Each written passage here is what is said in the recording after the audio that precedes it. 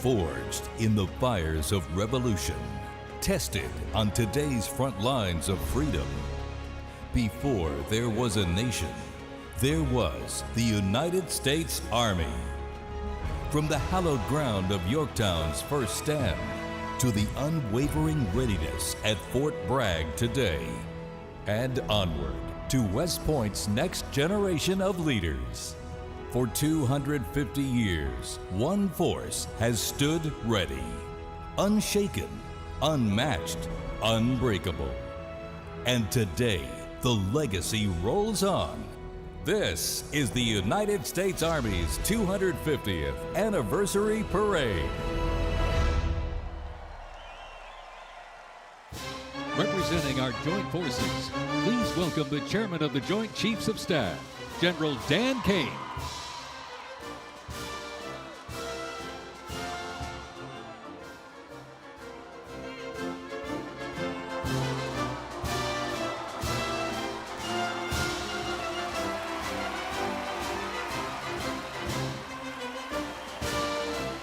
Joining us, the Secretary of the Army. Please welcome the Honorable Daniel P. Driscoll.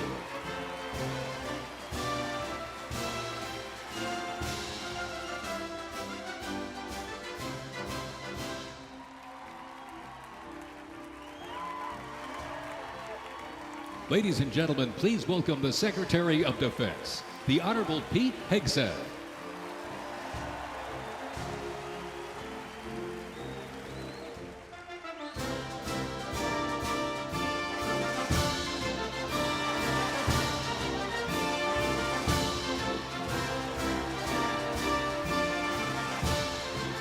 Ladies and gentlemen, the Vice President of the United States, J.D. Vance, accompanied by the Second Lady of the United States, Usha Vance, and their 3 children.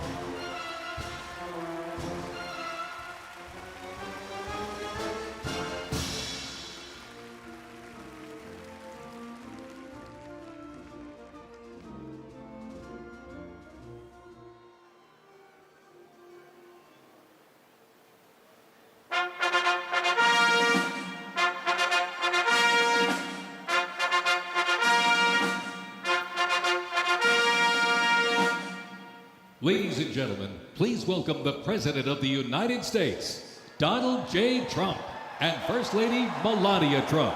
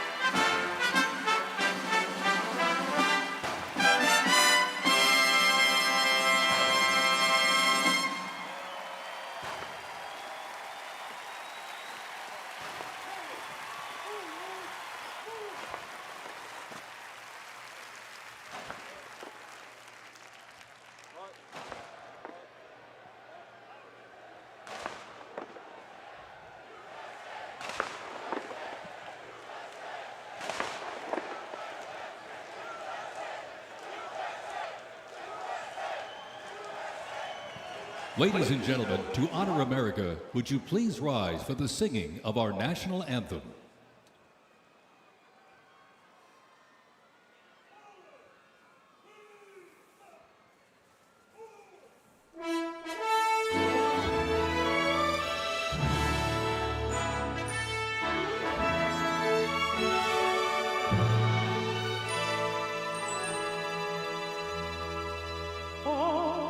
Say, can you see by the dawn's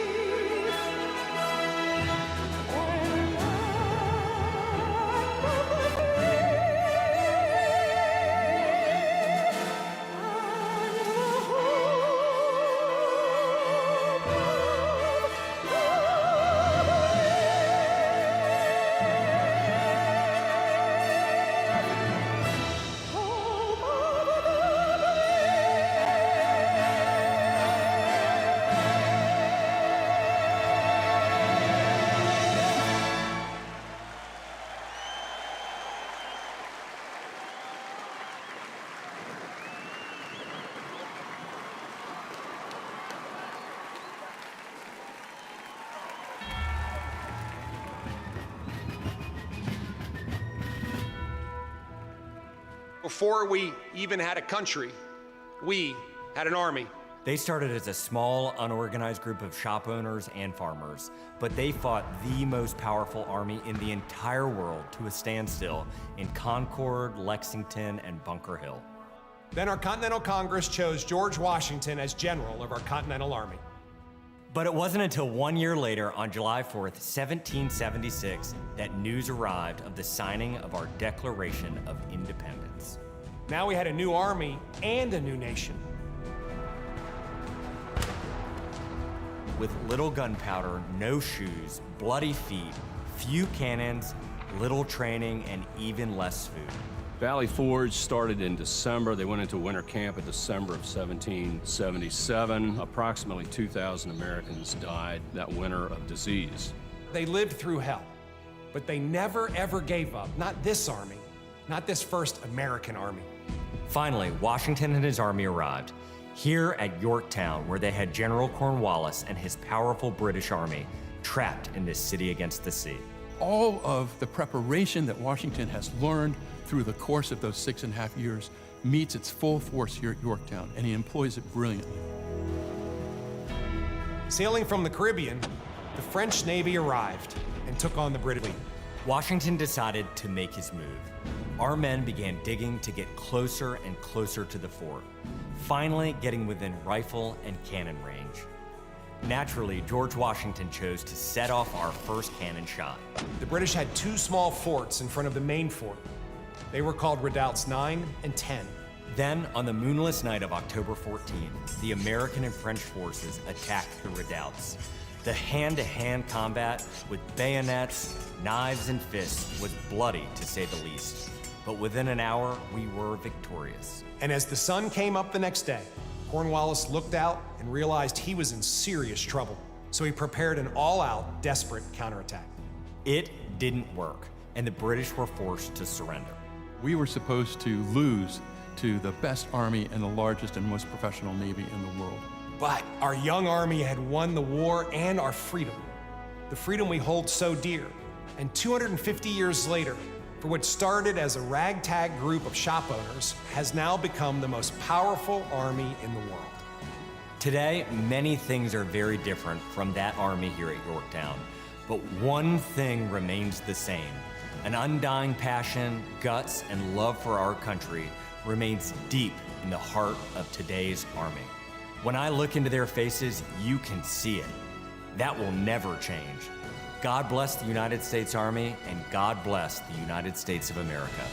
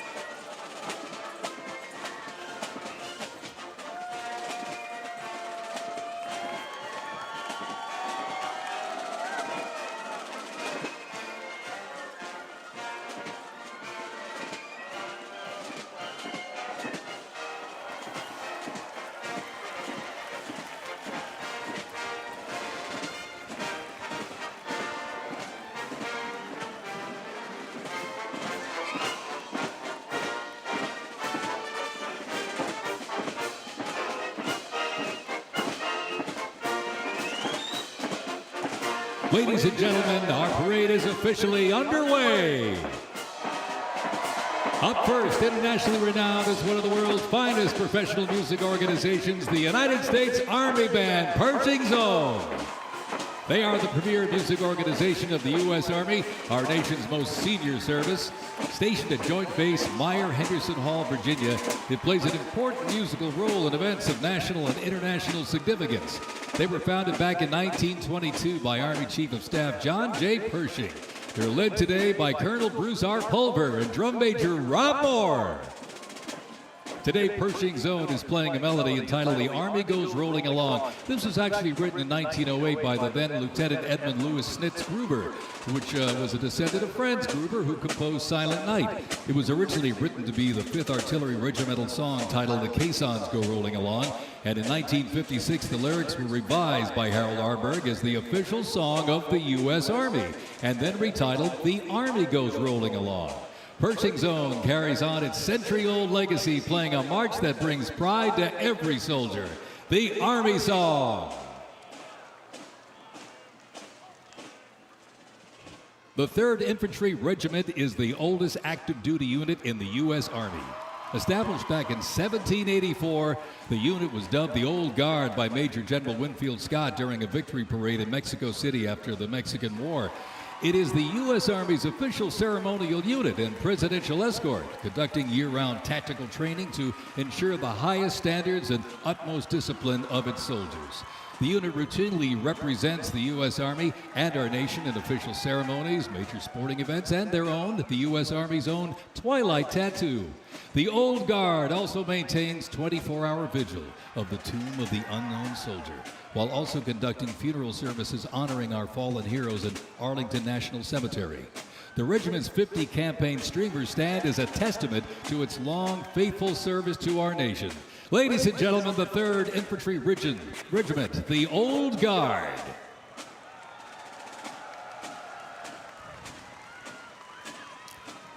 In 1775, the shot heard round the world at Lexington and Concord sparked a revolution, uniting 13 colonies and forging a continental army from farmers and frontiersmen. Against the odds, they turned the tide at Trenton and Saratoga, survived Valley Forge, and at Yorktown forced a British surrender, securing independence and giving birth to the United States of America.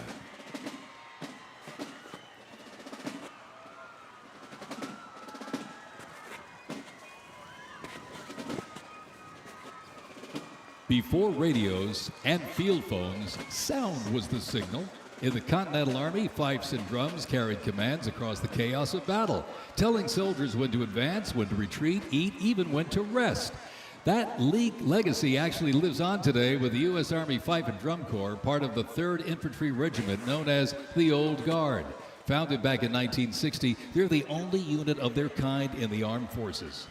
Performing in uniforms patterned after those worn by General Washington's musicians. Playing period instruments with patriotic precision, they bring history to life, sharing the sound and spirit of the Revolution through more than 500 performances each year, both at home and around the world, too. The Old Guard, Fife and Drum Corps, everybody.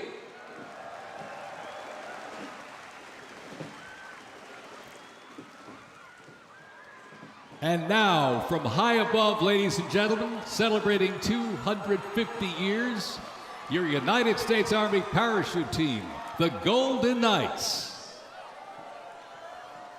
Descending at over 120 miles an hour, the Golden Knights are using flexible wing gliders to maintain their formation.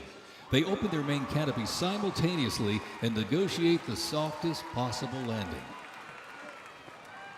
I'll tell you, they can't hear you, but they sure can see you. You can give them a great big wave, ladies and gentlemen. The Golden Knights, the finest parachuting team in the world.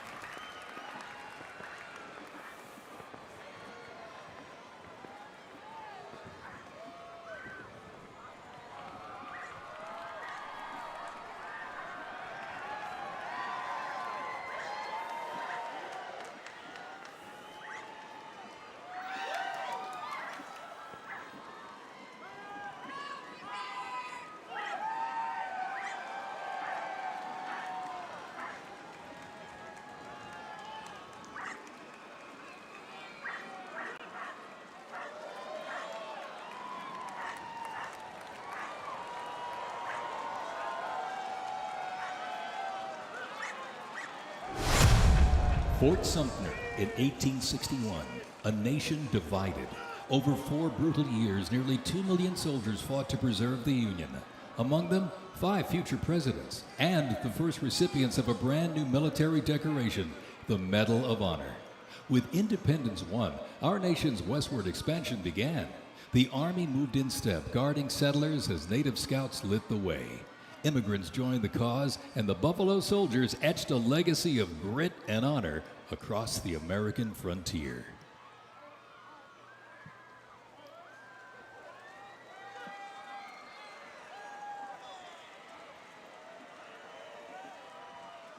As they march by, a soldier's uniform signals their duty, their role, and their readiness.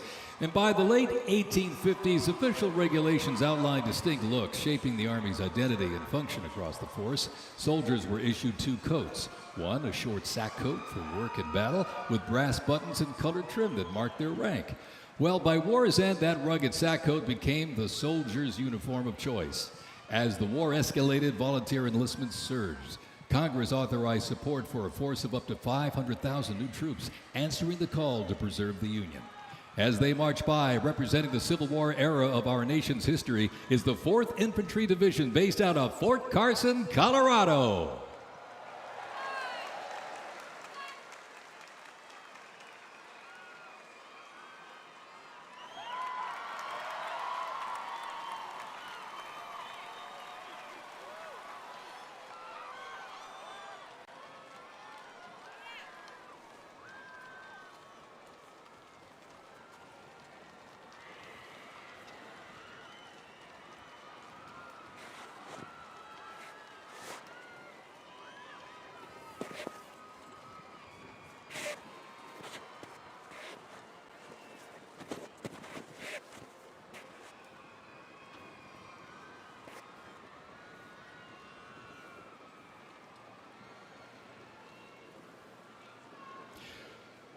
From Court Cavazos, Texas, home of legends, the 1st Cavalry Division rides with pride. Born from the thunder of horse cavalry traditions of the Civil War, the 1st team forged its reputation on the front lines of history. They stormed Manila with the flying column, charged into Pyongyang as the first to breach the line and face the brutal crucible of Ia Drang, the first of 13 named campaigns in Vietnam where they proved their mettle. Today, that same warrior spirit lives on. You'll know the name, and you'll know them by their iconic Cav hats, elite soldiers, and cutting-edge equipment. Tough, fit, fearless. The 1st Cavalry Division is a lethal, disciplined force that stands ready to fight and win anywhere, anytime, and the legacy rides on. This is the Cav.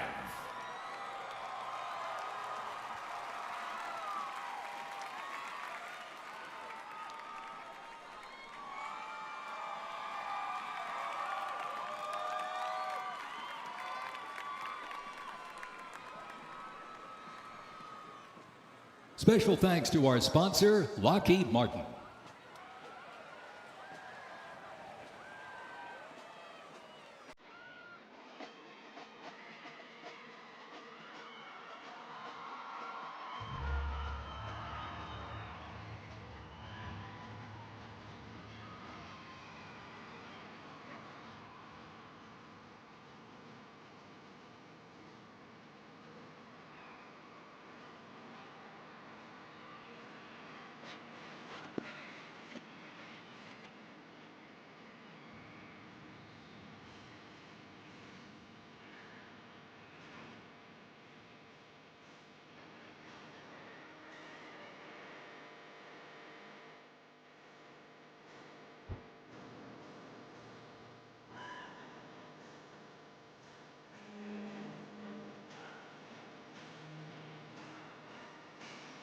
In 1914, years of escalating competition between European alliances culminate in the outbreak of the First World War. The 2 sides engage in the savage war of attrition, defined by opposing trenches, barbed wire, poison gas, and mass casualties.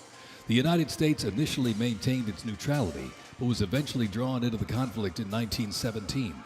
Despite having less than 130,000 soldiers at the beginning, the Army eventually grew to over 4 million, with nearly 2 million soldiers serving in Europe. In 6 months of fighting, nearly 50,000 Americans lost their lives, with another 190,000 wounded. The guns fell silent with the armistice of November 11th, 1918.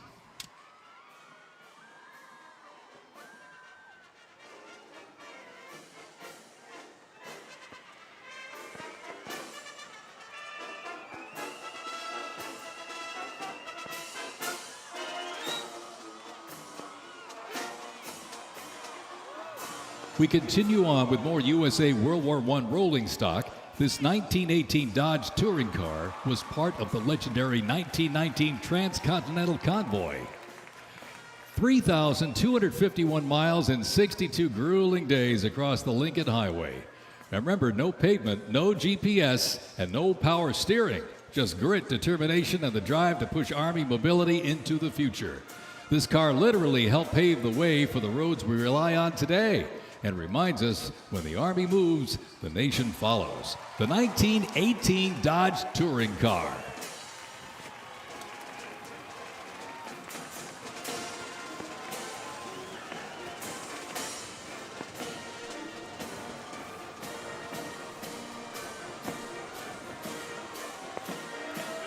Headquartered in New York, this is the 42nd Infantry Division Band. At the start of World War I, the 42nd Infantry Division was formed with troops from 27 National Guard units, stretching across the country like a rainbow. Composed of skilled musicians from all walks of life and professional occupations, they perform a variety of musical genres. Though their mission is primarily a musical one, the members were ordered into active federal service back in 2004 in support of Operation Iraqi Freedom 3. The band has also served in support of numerous state active duty missions, including cleanup efforts following Hurricane Sandy, distribution support during COVID-19, and recently, support for New York State Corrections. Commanded by Chief Warrant Officer 2 Ethan Wagner and led by Drum Major Sergeant First Class Drew Gans, the band is performing Over There, written in 1917 by Broadway composer and recipient of the Congressional Gold Medal George M. Cohan. Representing the World War I era is the 82nd Airborne Division, based out of Fort Bragg, North Carolina. You'll notice the unit is wearing replica World War I uniforms signifying the soldiers who served our nation during this time. When the Americans entered the Great War, our soldiers under the command of General Blackjack Pershing hit the trenches in the new standard. It was the olive drab winter service uniform. Now on their heads you'll see a steel helmet with sand-textured paint built to deflect deadly shrapnel from above. Not bulletproof, but battle tough. Nicknamed the Pershing boot, on their feet was the M918 1918 French boot. It was designed to survive the brutal grind of trench warfare. And on their backs, the field pack, rations, ammo, first aid, and a gas mask. Everything a doughboy needed to fight and to win.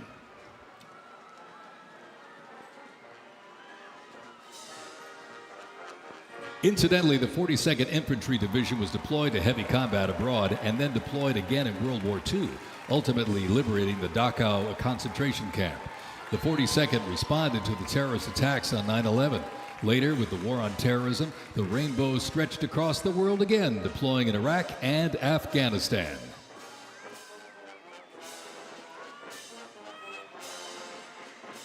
Thundering into view, the pride of Fort Sill, the U.S. Army Artillery Half Section. This is literally powered by horsepower and heritage. This elite ceremonial unit honors the legacy of the Army's horse-drawn artillery. With precision, discipline, and 6 majestic horses pulling a vintage 1918 caisson, the half section keeps tradition alive and rolling strong. Representing the power, pride, and precision of America's field artillery, this is Fort Sill's finest, ladies and gentlemen.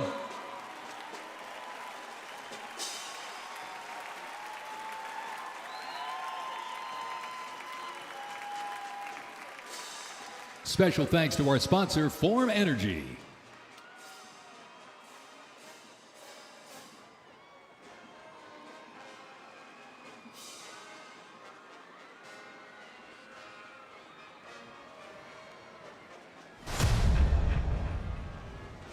World War II, a global fight for freedom. In history's darkest hour, the United States Army was on the front lines. From the beaches of Normandy to the islands of the Pacific, the greatest generation faced down tyranny and turned the tide.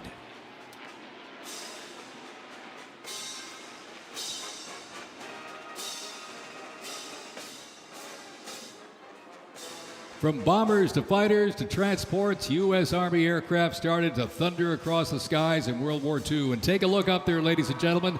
Flying overhead right now, they are fast, they are fierce, and famously used in the Doolittle raid over Tokyo. Leading up front, the mighty B-25 Mitchell. Up next, the Cadillac of the sky, the P-51 Mustang. From the sky, we're back down on the ground. In World War II, one vehicle led the charge, the legendary quarter-ton 4x4 command recon vehicle, the Jeep. You might have a Jeep in your driveway, but not like this. The U.S. Army truck quarter-ton 4x4 command reconnaissance, better known as the Jeep, was an iconic vehicle of World War II and was the world's first mass-produced four-wheel drive vehicle. The Army used the Jeep for almost every military activity, including command vehicles, scout cars, and medical ambulances. Fast, rugged, the Jeep became a symbol of American ingenuity.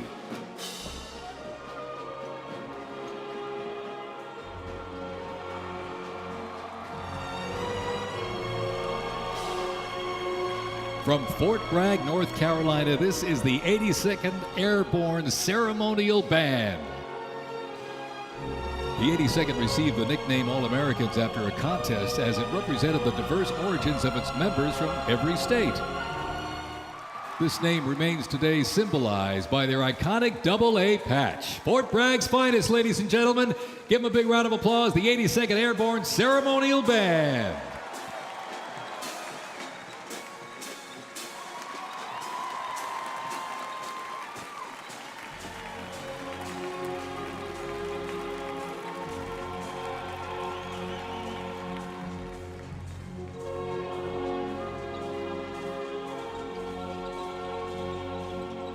In a global fight like World War II, the U.S. Army knew our troops needed more than courage.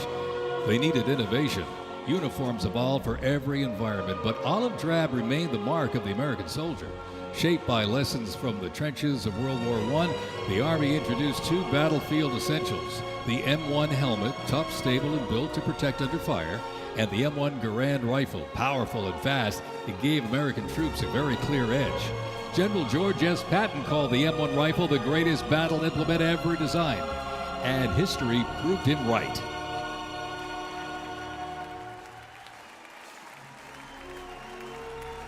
The 82nd Airborne Division. The unit is best known for their bravery on D-Day, when 12,000 parachute and glider troops destroyed German supply lines after fighting for 33 days straight.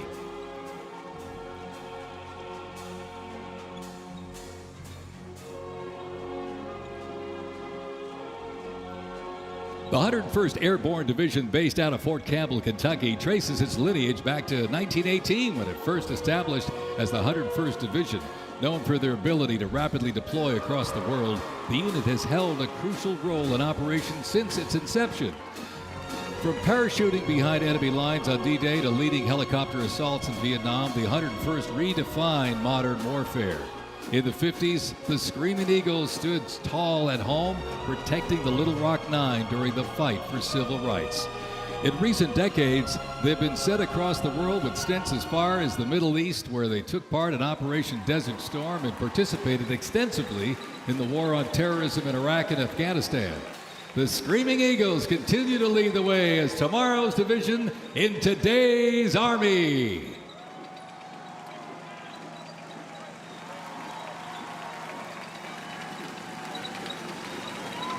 The iconic Sherman tank is here, ladies and gentlemen. It was the cornerstone of the U.S. Armed Forces, showing its military might in World War II. It became one of the most influential tank designs of the 20th century. The M4 tank was nicknamed the Sherman tank after Civil War General William Tecumseh Sherman. Actually, it was named by the British. With almost 50,000 produced during World War II, the Sherman tank was in active service until 1957. In World War II, the M16 half-track was a force to be reckoned with. It was a self-propelled anti-aircraft weapon with speed, firepower, and grit. Nicknamed the Meat Chopper, its quad 50 caliber mount could unleash 2,300 rounds a minute. Quite devastating. It served through Korea, Vietnam, and beyond, and remains in use in U.S. allies to this day. The M16 half-track brings the fight wherever it rolls.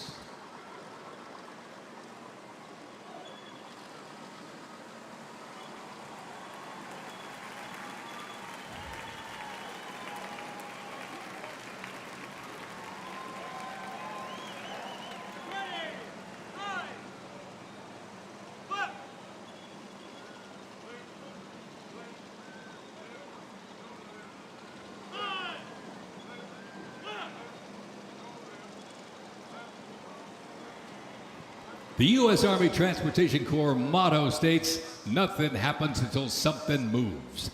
That was never more true than with this. Look at this, the 2.5-ton Chevrolet Deuce and a Half. It can move up to 10,000 pounds of cargo and was the backbone of the Red Ball Express that kept the Allies supplied after D-Day in World War II.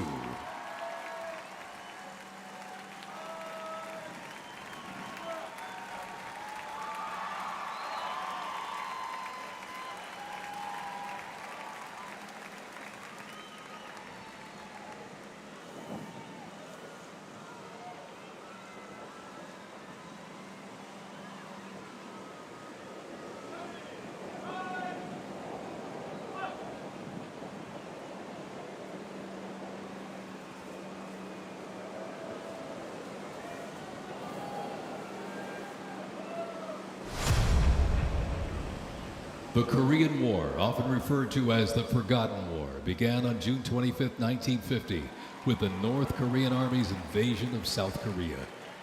A coalition of South Korea, the United States, and other United Nations members defeated the invasion and advanced into North Korea. The coalition fought and defeated 2 Chinese offensives in the spring of 1951.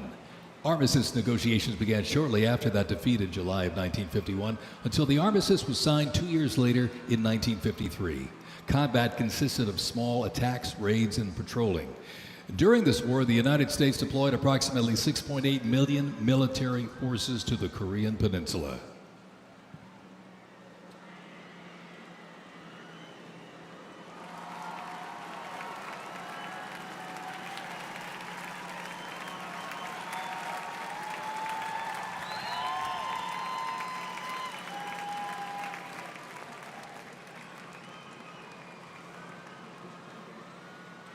Special thanks to our sponsor, Coinbase.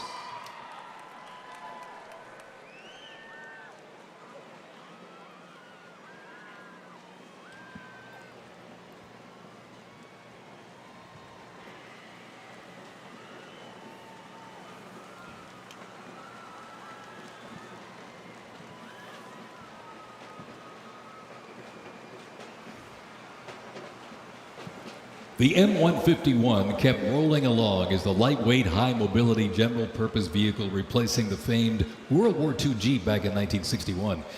Officially named the Military Utility Tactical Truck, or MUT, most servicemen generally referred to it as a Jeep.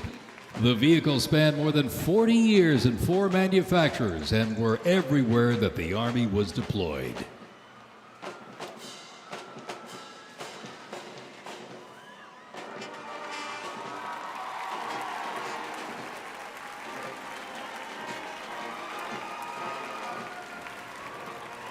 Another rolled by earlier, and at 2.5 tons, this Deuce and a Half, the M35A2 classic military transport truck, was a mainstay of the U.S. Army for decades, particularly during the Vietnam War and Operation Iraqi Freedom. The Deuce and a Half proved its value moving cargo, supplies, and soldiers. Its capabilities include up to 5,000 pounds off-road and 10,000 pounds on-road, making it ideal for moving just about anything. In the jungles of Vietnam, the U.S. Army faced a new kind of war. Helicopters became the new workhorses of battle, delivering troops, firepower, and supplies into some of the most unforgiving terrain on Earth. This is the U.S. Army in Vietnam, the era of air mobility, fierce firefights, and unwavering brotherhood.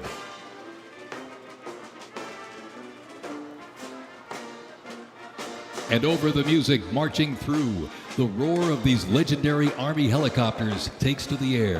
Flying overhead right now, they help define the Vietnam War. That staccato beat of the rotor blades was a welcome sound to many troops mired in combat. From transport and medevac to close air support and reconnaissance, they brought the fight to the front and pulled the wounded to safety. The OH-6 Cayuse scouted the terrain with unmatched agility. The AH-1 Cobra, also nicknamed the Snake, brought serious firepower. Its slim design, as you can see here, helped it survive and thrive in hostile environments to protect soldiers below. And the icon of the era, the UH-1 Huey, the first turbine-powered helicopter in service with the U.S. military. There was nothing the Huey couldn't do. General support, air assault, cargo transport, medic evacuation, and ground attack missions.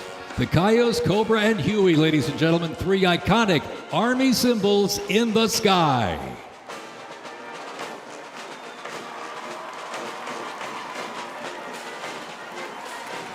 The 1st Cavalry Division Band, based out of Fort Cavazos, Texas, has played a vital role in U.S. military history.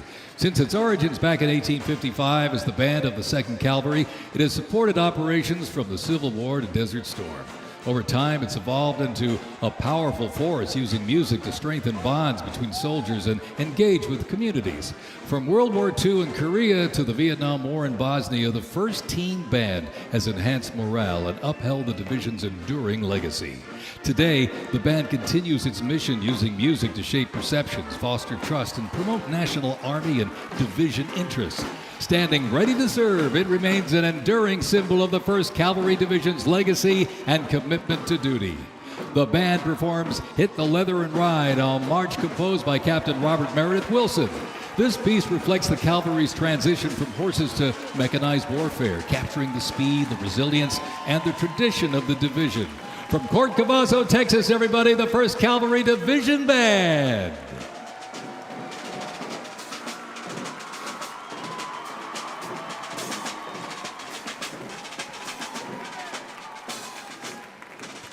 The U.S. Army deployed large numbers of troops in support of the Vietnam War.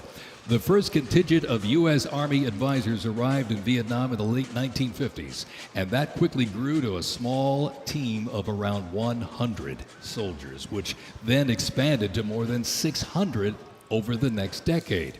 As the war intensified, troops' numbers quickly grew as the war between the South Vietnamese government and the communist insurgents supported by North Vietnam intensified.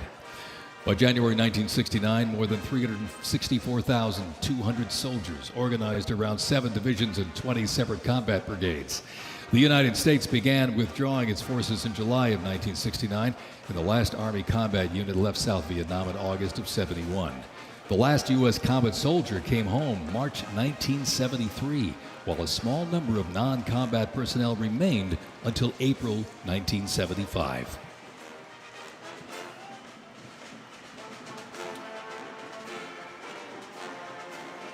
Representing the Vietnam War era is the 101st Airborne Division based out of Fort Campbell, Kentucky. The unit is wearing replica Vietnam War uniforms signifying the soldiers who served our nation during this time. Blistering heat, thick humidity, and unforgiving terrain demanded uniform innovation, and the Army, they delivered. New lightweight uniforms were constructed to move with the soldier. The M16 replaced the M1 Garand, calling for redesigned ammo gear and faster reloads in combat.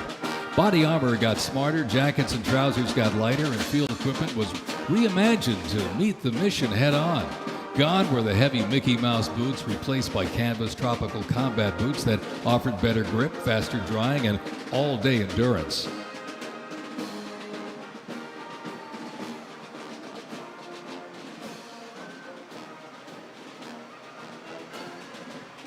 Special thanks to our sponsor, Oracle.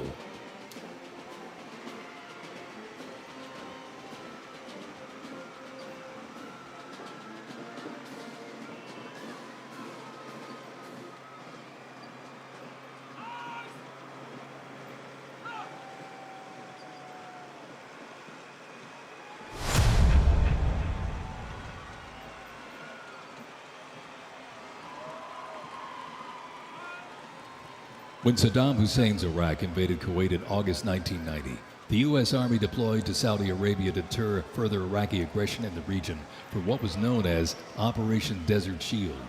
By the fall, more than 750,000 troops comprising U.S. service members and coalition partners from more than 30 countries had assembled in the Saudi Arabian desert.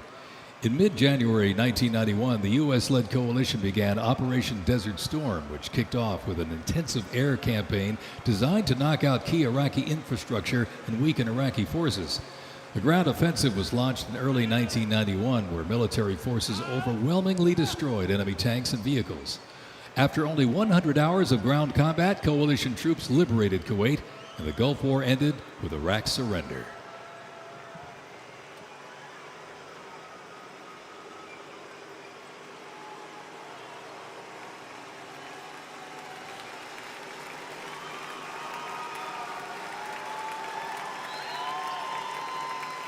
From Fort Riley, Kansas, this is the 1st Infantry Division, one of the Army's most storied divisions.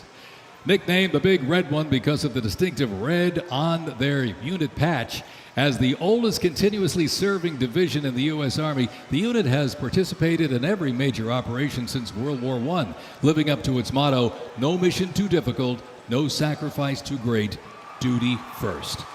The 1st Infantry Division was originally established as the 1st Expeditionary Division in 1917 and spearheaded the American Expeditionary Forces in France during World War I.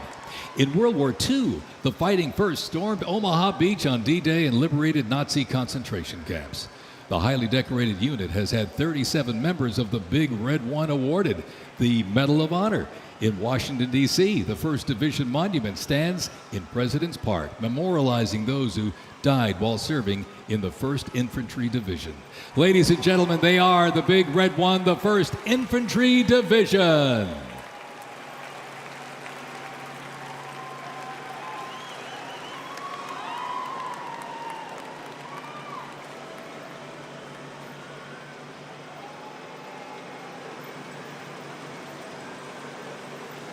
More military rolling stock. During Operation Desert Storm, the M2 Bradley fighting vehicle proved its value on the battlefield. It is fast, it is tough, and it is lethal. Named for General Omar Bradley, a leader from West Point's famed class of 1916, the Bradley was built to carry troops into combat with protection and power. Armed with a 25mm chain-driven cannon and twin-tube-launched optically tacked wire-guided missiles, it played a critical role in clearing the way during the ground assault into Iraq. While the Paladin looks and sounds like a tank, it is technically a self-propelled howitzer that was first introduced back in the 1960s. Over the years, it's been upgraded to perform in versatile battlefields from Vietnam to the Soviet Union to Iraq.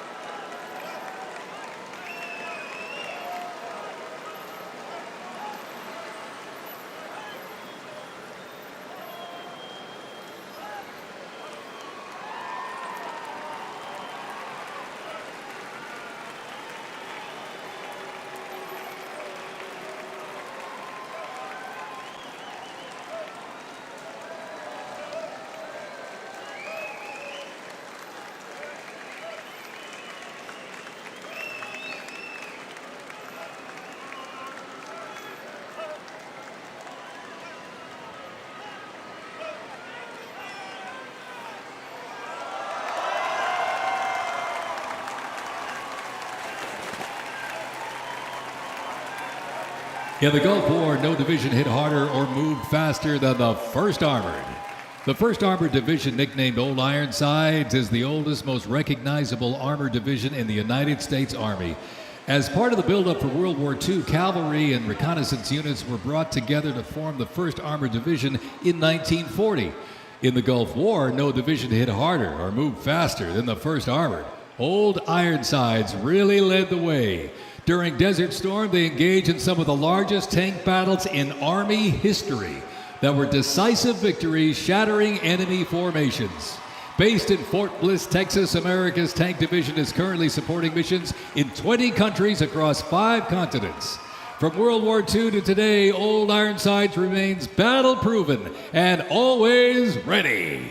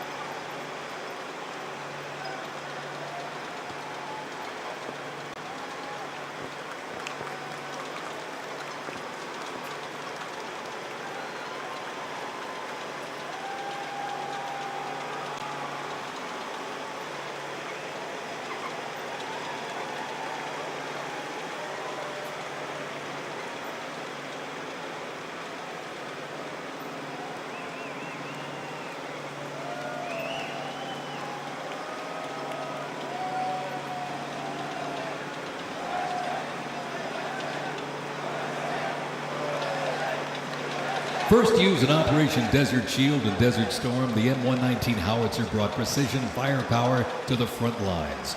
Lighter and more mobile than larger artillery, it was built for the infantry brigade, able to fire high into the air or directly at the target depending on the mission.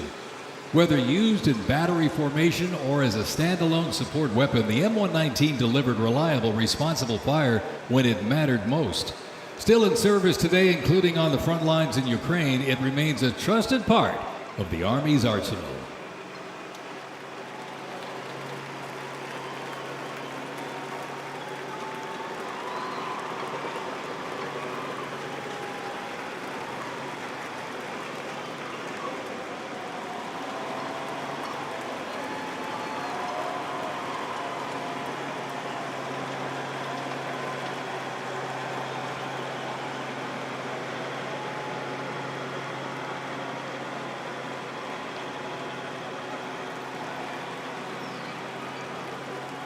Special thanks to our sponsor, UFC.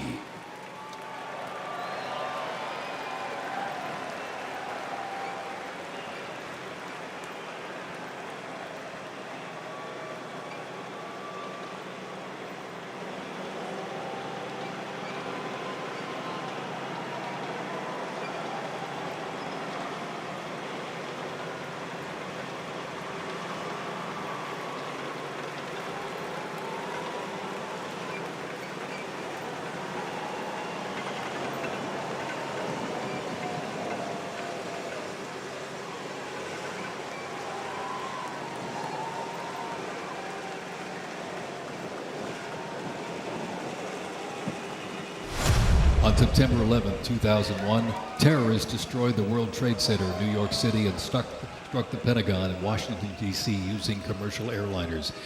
In response, the U.S. launched the global war on terrorism. The U.S. would stop potential threats around the world and take the fight to terrorist groups and the nations that back them. The Army immediately deployed forces to Afghanistan to destroy Osama bin Laden's al-Qaeda terrorist organization and depose his sponsors, the ruling Taliban. The 2003 President Bush expanded the war to Iraq. Soldiers and other armed services overthrew Iraq's dictator Saddam Hussein. The fight to stabilize Iraq and prevent terrorist groups from overthrowing its new government continues to this day. The campaign in Afghanistan lasted until 2021 when U.S. forces withdrew and the Taliban returned to power. Over the course of the two-decade conflict, over 2 million servicemen and women, less than 1% of the American population, deployed in support of the global war on terrorism. Most of those who served were members of the United States Army.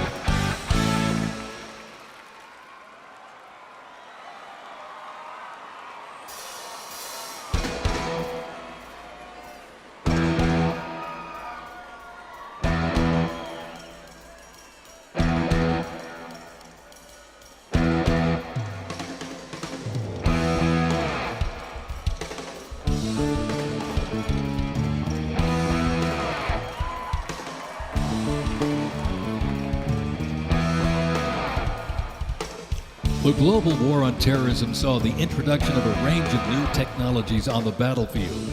The 8-wheeled Stryker Armored Combat Vehicle is the first new military vehicle to enter service in the U.S. Army since the Abrams tank back in the 1980s. The vehicle was developed to fill a gap in the Army's inventory between a lighter infantry and heavy armored unit. The Stryker Armored Combat Vehicle enables the team to maneuver in close and urban terrain, plus provide protection in open terrain and transport infantry quickly to critical battlefield positions. The first Stryker vehicles were fielded back in 2002 with the 1st Stryker Brigade combat team deploying to Iraq in 2003.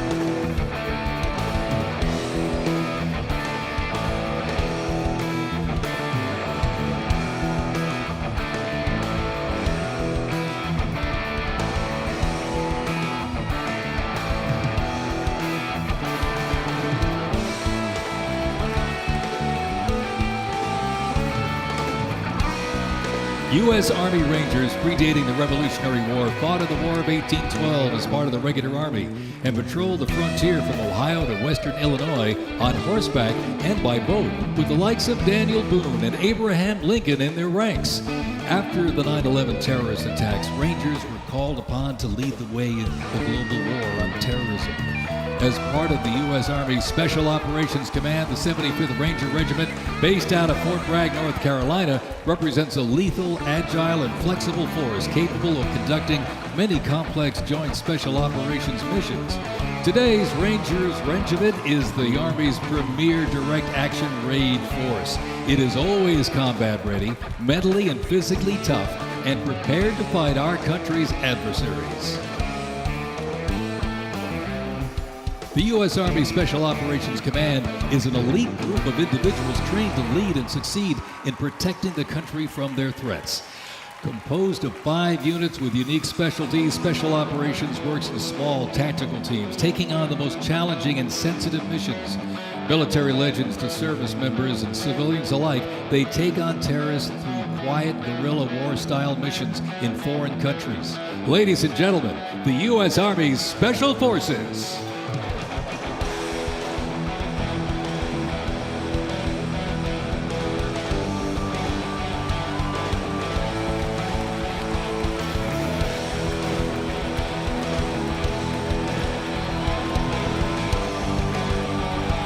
The Stryker Brigade Combat Team combines the capacity for rapid deployment with survivability and tactical mobility.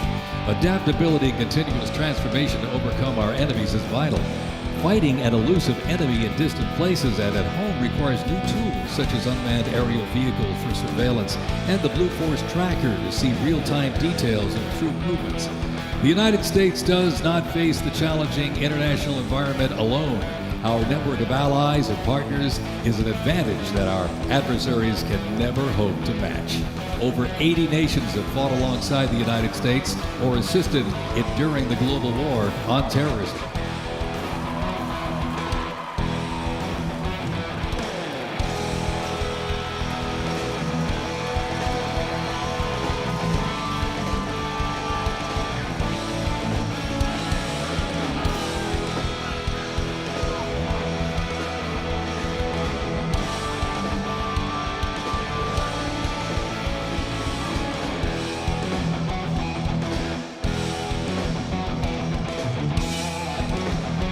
The 10th Mountain Division's climb to glory began with its establishment as the 10th Light Division in July 1943, the only one of its size in the U.S. military to receive specialized training for fighting in mountainous conditions. After periods spent inactive as a training division and as a standard infantry division, the unit returned to its roots in 1985 when it regained its Mountain Division designation. In the 1990s, the division participated in numerous humanitarian and peacekeeping operations. During the War on Terrorism, the 10th Mountain Division proved their mettle as light fighters through repeated deployments to Afghanistan and Iraq. Now, since 2002, the 10th Mountain Division, based out of Fort Drum, New York, has been the most deployed regular Army unit. Its combat brigades have seen over 20 deployments to both Iraq and Afghanistan in support of Operation Iraqi Freedom and Operation Enduring Freedom. To show America's military might, they have one purpose: to deter war and, if ordered, defeat the enemies of the United States of America. They are the 10th Mountain Division.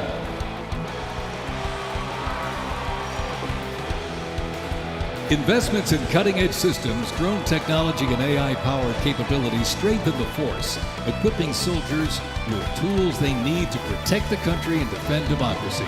The Army has 8 Stryker Brigade combat teams, 6 in the active component and 2 in the National Guard.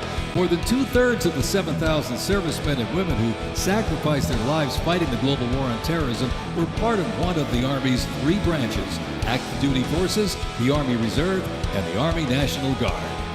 The Army is continuously transforming to deter aggression to ensure our adversaries cannot outrange or outpace us. This transformation is not just about adapting, it's about maintaining dominance, ensuring that America's Army remains unmatched in its speed, flexibility, and ability to support the nation's strategic priorities.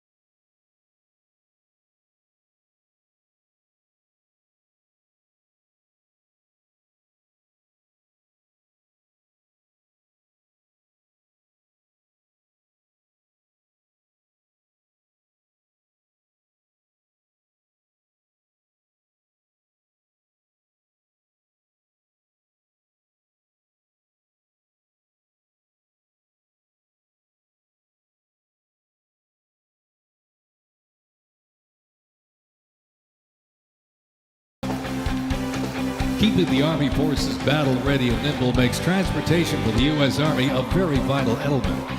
Spread across the parade today, numerous fighting vehicles, some designed for very specific functions and others for flexibility, but they all must be maintained. With over 200,000 trucks alone, wheeled vehicle mechanisms ensure that the fleet of vehicles are ready, and these mechanics get the job done. This convoy starts with the M777, a lightweight howitzer. These lightweight howitzers may not look particularly lightweight, but are made from titanium. They are 7,000 pounds lighter than their predecessor, the old M198. Used by the Army since 2005, the M777 is currently being used in Ukraine. Weighing only 4,700 pounds, the M119 howitzer is smaller and is used by infantry brigades, particularly for air assault missions. It was first used in Operation Desert Shield and Desert Storm in 1991 and is also seeing active use in Ukraine.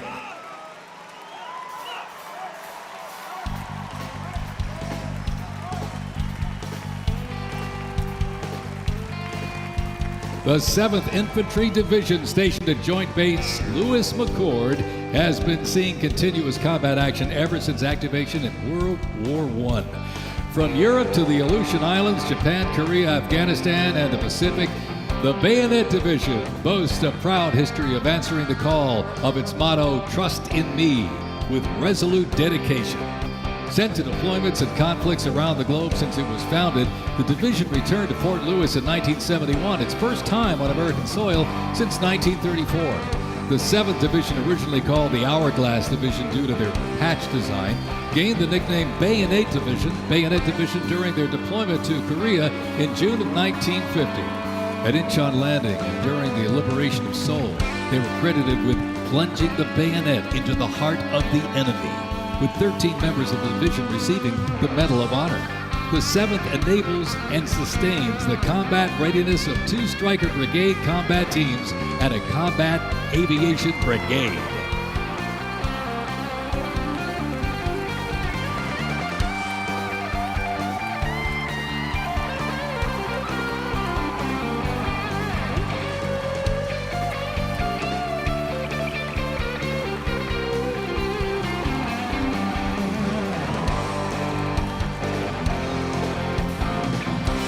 With the American soldier, the cornerstone of everything the Army does, we are continuously transforming. Army careers span the spectrum from attorneys to astronauts and mechanics to engineers. The Army's greatest asset is our people, the finest men and women our great nation has to offer, with a myriad of talents that make us stronger. Aside from its people, the Army's next greatest asset is its technology and equipment. Coming up next, these vehicles offer a glimpse of what the Army employs for readiness and battle. The portable howitzers and the portable Abrams tank were used extensively in the Gulf War, along with Bradley tanks and the infantry squad vehicle. The ISB provides enhanced tactical mobility of an infantry brigade combat team. This allows commanders greater freedom of movement and action. The ISB provides the warfighter with increased flexibility to ensure infantry units maintain momentum to achieve mission success.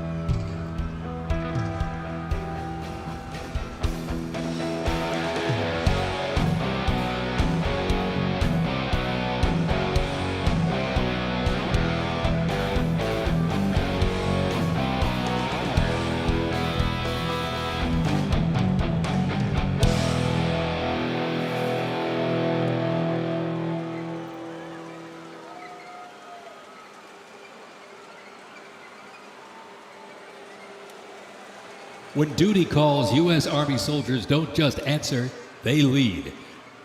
From Fort Bragg, witness a powerful demonstration of strength, purpose, and the unmatched capability of today's Army.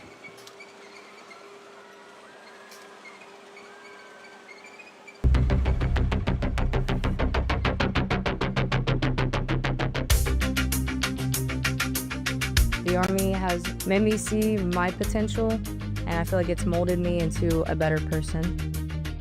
I grew up in a very patriotic household. My grandfather, he served in World War II, and his brother, my uncle, served in Vietnam. I can do this. If they can do this, I can do this. When I was born, my dad was still serving in the military, and him coming home in his uniform, I'm like, yeah, I want to do that. Ready for takeoff. My motivation, I think it follows in line. I think with what my family's done is kind of a sense of duty to serve our country and give back since it's given us so much. I'm a very, let's say, timid person, but definitely helped me become a more confident person.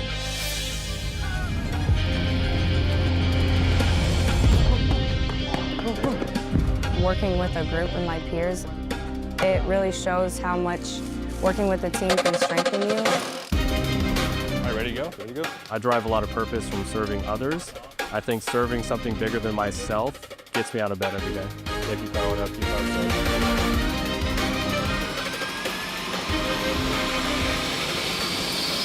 I definitely pushed myself further than I ever thought I could go. I joined the military service because I want to deploy. That's my main goal, is deploy, deploy, deploy. If we get the call, we have to go somewhere, we'll do what needs to be done. That's just the way we operate here.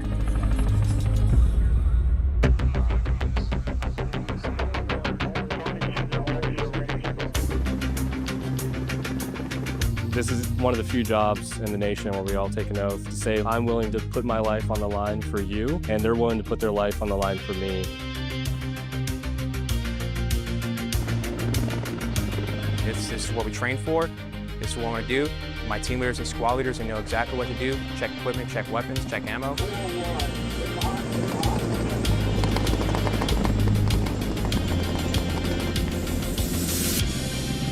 We're always ready to deploy within 18 hours and handle the mission at task.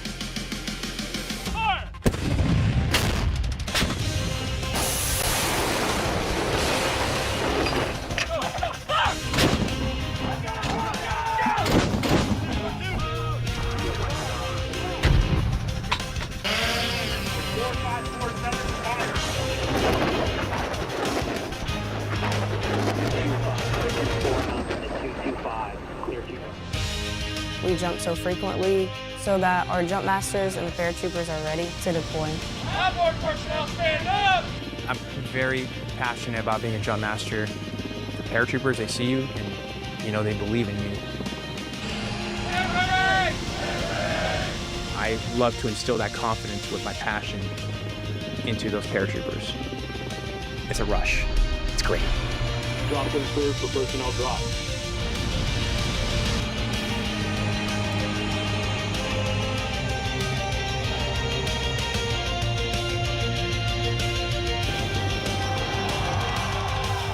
This week we honor 250 years of valor and glory and triumph by the greatest fighting force ever to walk the face of the earth, the United States Army.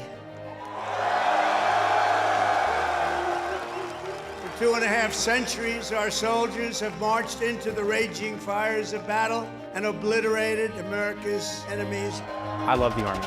It is a great place to set yourself up for success, to prepare yourself for the future. God bless you, God bless our soldiers, and God bless the U.S. Army.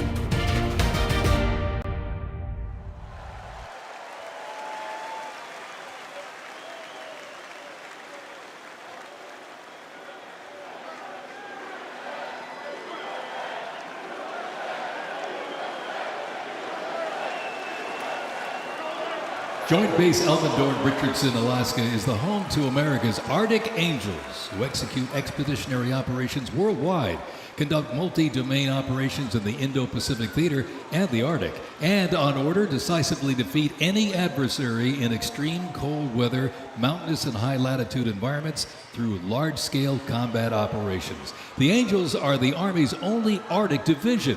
Masters of Arctic warfare, the 11th serves worldwide in all climates. Established in November of 1942, the Angels of the 11th Airborne Division led the way in the Philippines during World War II and spearheaded an amphibious invasion of Luzon and distinguished themselves during the liberation of Manila. After periods spent inactive and stationed in Germany from 1963 to 65, the division operated as the 11th Air Assault Division with the mission of testing and refining the Army's helicopter-centric air mobility doctrine. Activated once again in June of 2022, they remain dedicated to defending America's interests throughout the Arctic, in Alaska, and beyond. The 11th Airborne Division, America's Arctic Angels.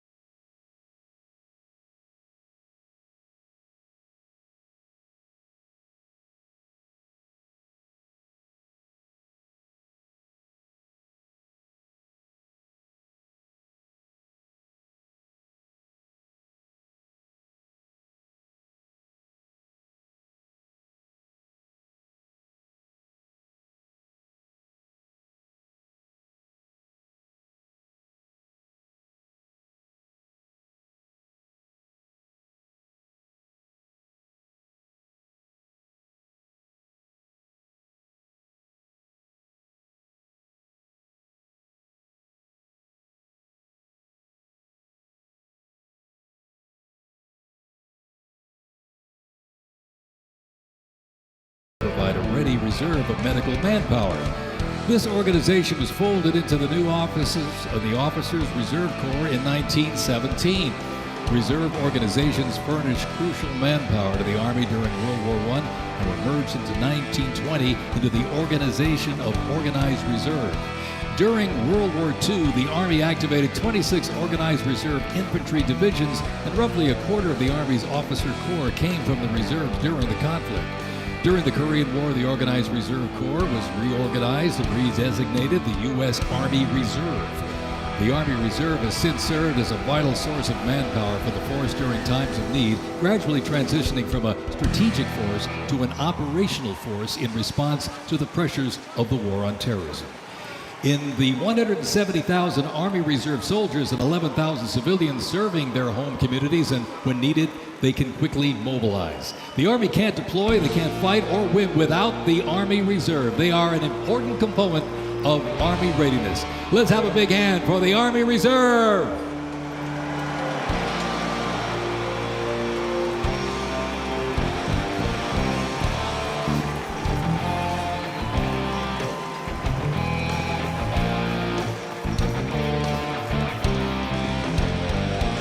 Today and tomorrow's Army looks to increase safety and survivability, create efficiency, and streamline processes. The Stryker is a great example of assessing evolving needs and developing the solution. Strykers provide a balance between heavy armor and infantry brigade and combat teams.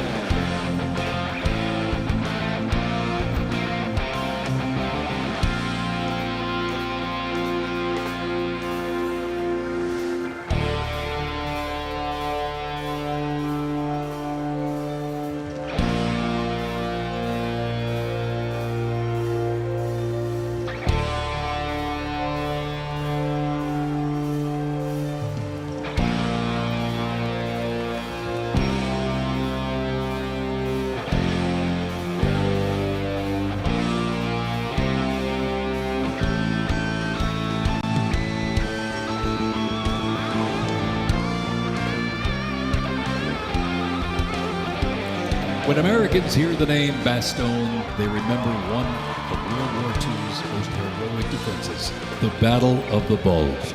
Surrounded by German forces in the frozen forests of Belgium in December 1944, soldiers of the 101st Airborne held the line.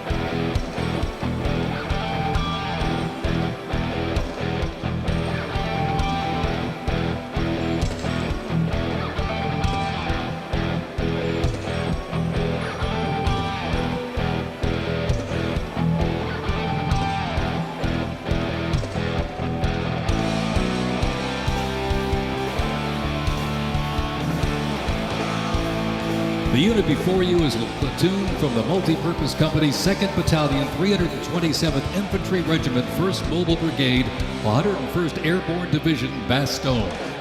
They are showcasing the Army's Transformation in Contact Initiative, a program that allows the Army to rapidly test, evaluate, and equip our soldiers with the newest technologies. Modern, mobile, and mission-ready, the Bastogne Brigade continues to adapt to new threats while staying rooted in the fierce resilience that defined its birth. They are carrying the next-generation squad weapons, the XM7 and XM250, both equipped with the XM157 optic. The vehicles are the infantry squad vehicle, a new mobility asset that can rapidly move through most terrain types. The trailer is the S-MET, and it's capable of carrying heavy loads under its own power through restrictive terrain. This platoon is equipped with 3 types of small unmanned aerial systems. They are the Ghost X, located on the S-MET, the C-100, and right above us there, the X-10D, which are flying above the formation right now.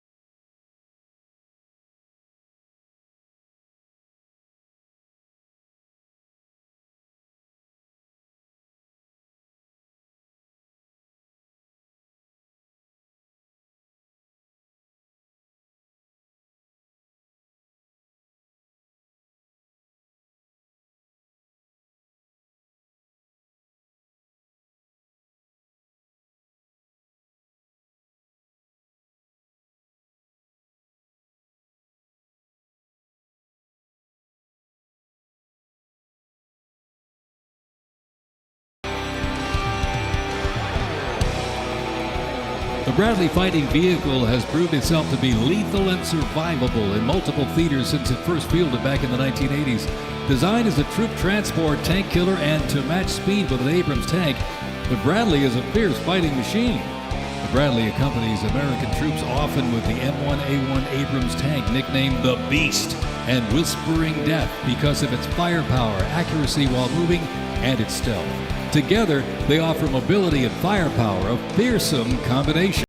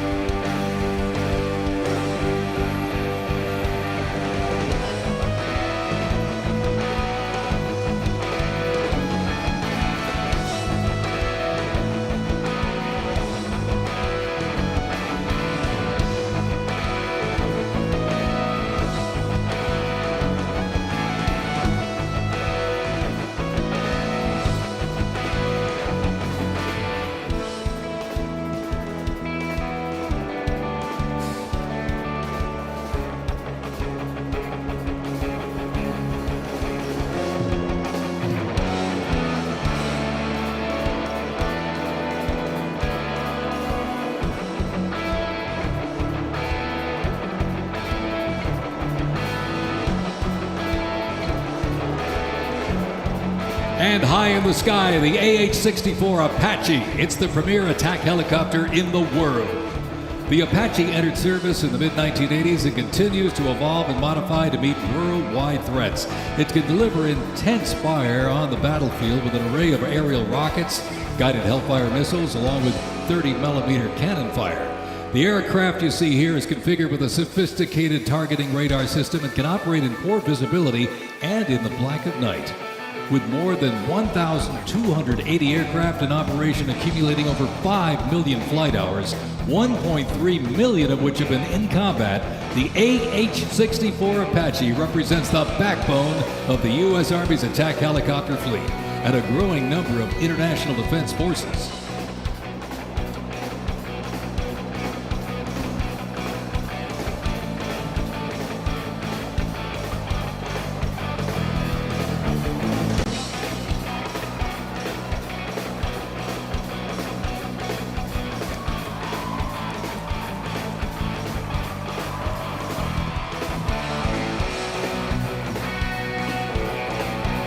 Special thanks to our sponsor, Lockheed Martin.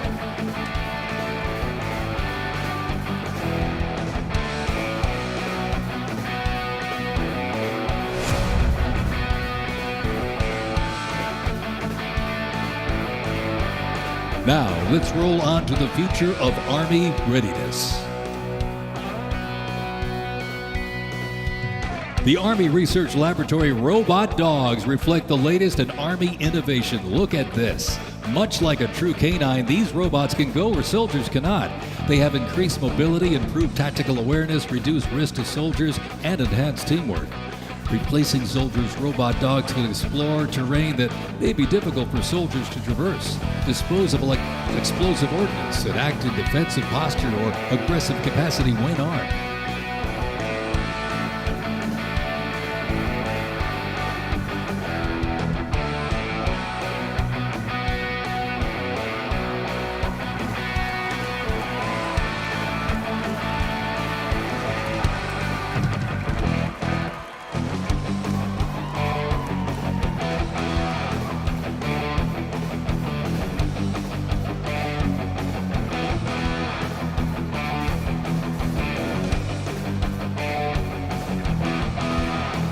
The Ghost Robot Dog is another innovation that can adapt seamlessly for various missions from recon to bomb recognition.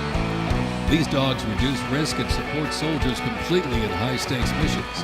They have a standard walk speed of 2 miles per hour and are working towards 6.7 miles per hour sprint.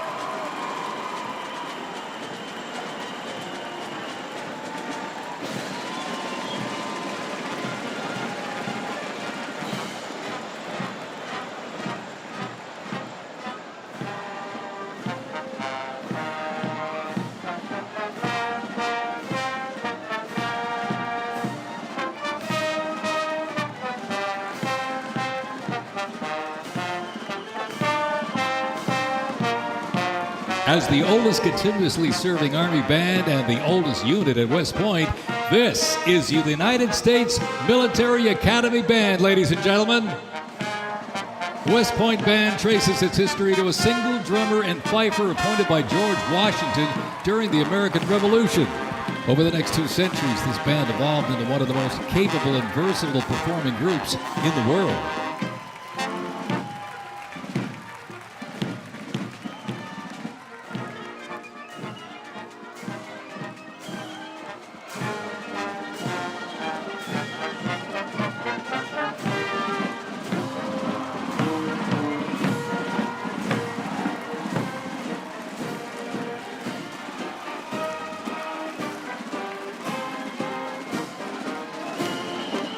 one of the most prestigious institutions in the world where leadership is forged and duty becomes destiny.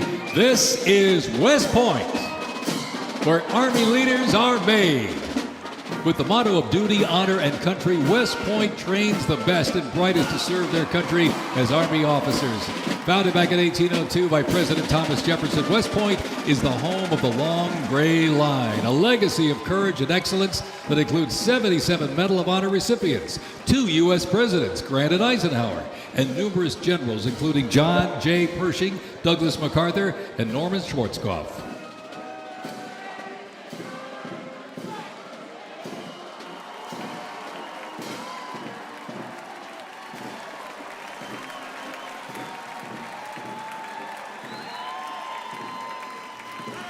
Upon entering the United States Army, all recruits undergo initial entry training, a highly intense and a challenging training period aimed at developing a soldier's physical and mental toughness, instill discipline, train them in essential combat skills, and foster teamwork. IET transforms civilians into soldiers based on the 7 core Army values: loyalty, duty, respect, selfless service, honor, integrity, and personal courage.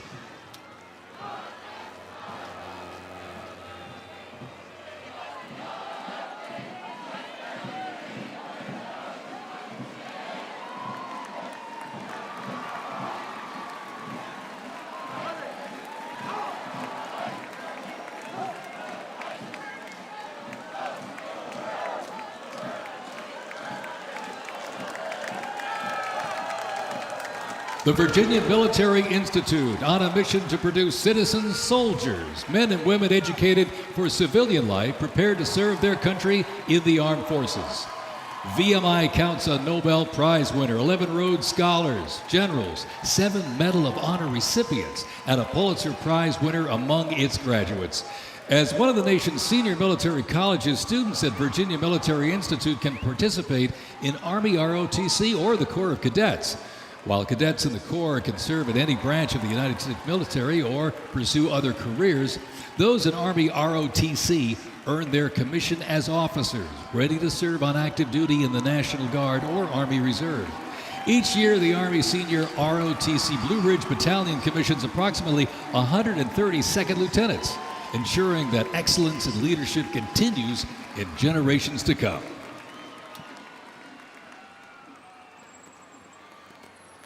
The Citadel, the Military College of South Carolina, offers students the opportunity to participate in Army ROTC or the Historic Corps of Cadets.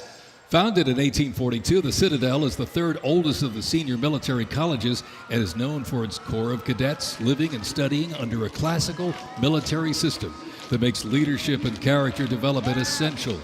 While military service is not required at graduation, more than 120 students earn their commission each year through the Army Senior ROTC Palmetto Battalion, playing a vital role in shaping the future.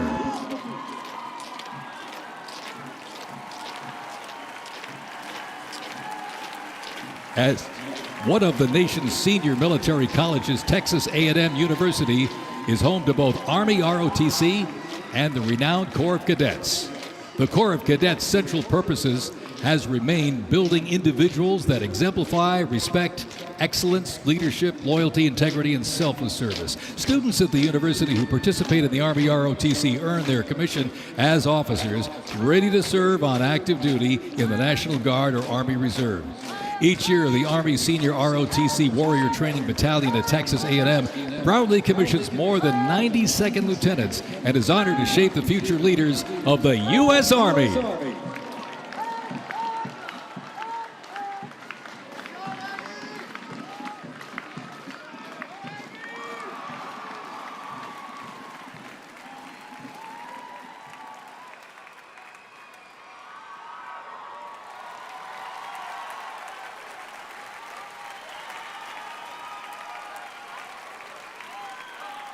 In a powerful display of commitment, these future soldiers will raise their right hand and take an oath of enlistment, pledging to serve our nation. This joint formation is proudly led by the Joint Task Force, National Capital Region, and the Military District of Washington Retention Team.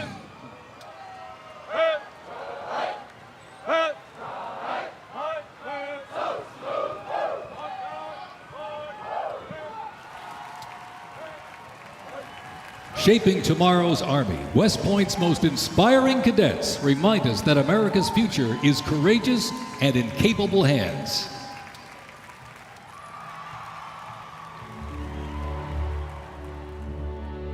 The pride to serve my country knows that I'm doing it not for myself. Every day I put on the uniform, I'm not just representing Caroline Robinson. I'm representing my company here at the Academy. I'm representing West Point. I'm representing the United States Army, and ultimately, I'm representing the United States of America. I really came to West Point because belief in the American dream and giving back to our country. You're a part of something that is much bigger than yourself. You're a part of a tradition of excellence and a legacy that's connected not only to the Academy, but to the American Army. I'm surrounded by people who want to make themselves better and serve our country. Excellence is their baseline, and that to me is what it means to be a West Point cadet. From the earliest days of our nation, this supreme tradition of American military service has been passed down from soldier to soldier and generation to generation, and it's a beautiful thing to watch. My brother preceded me here, and originally I didn't really know what West Point was until he came. But when I saw the mission that they were committed to, of upholding the principles of American democracy and protecting the Constitution, I knew it was somewhere I had to be.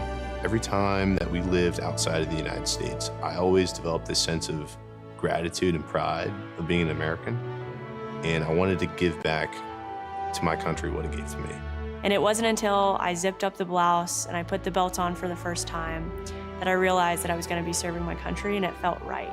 West Point was the place that I needed to be, and more importantly, the Army was where I wanted to be.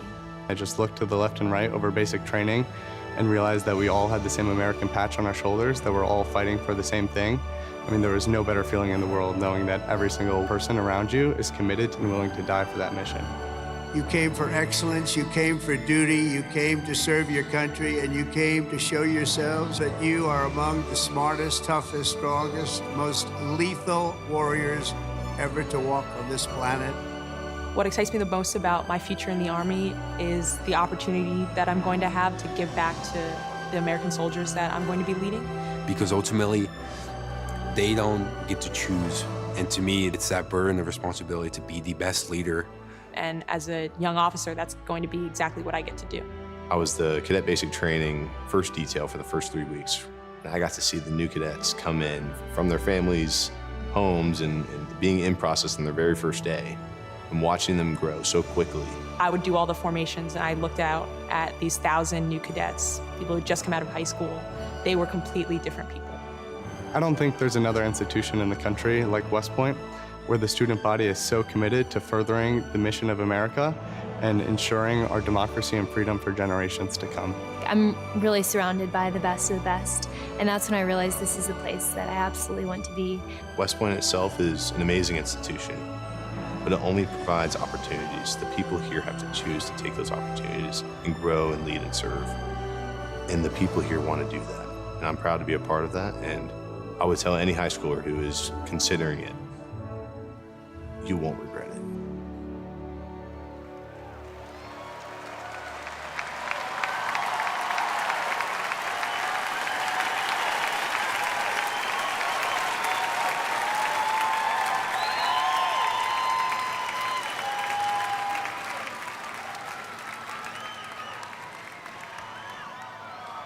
Left. Pace. Mr. President, First Sergeant Norton reporting for duty, sir. Ready to commence the ceremony as directed. I state your name. I Do solemnly swear that I will support and defend the Constitution of the United States of America against all enemies, foreign and domestic, that I will bear true faith and allegiance to the same, and that I will obey the orders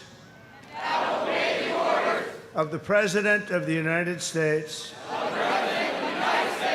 and the orders of the officers appointed over me according to regulations and the Uniform Code of Military Justice. So help me God. So help me God. Congratulations, congratulations. Welcome to the United States Army, and have a great life. Thank you very much. Have a great life. Thank you.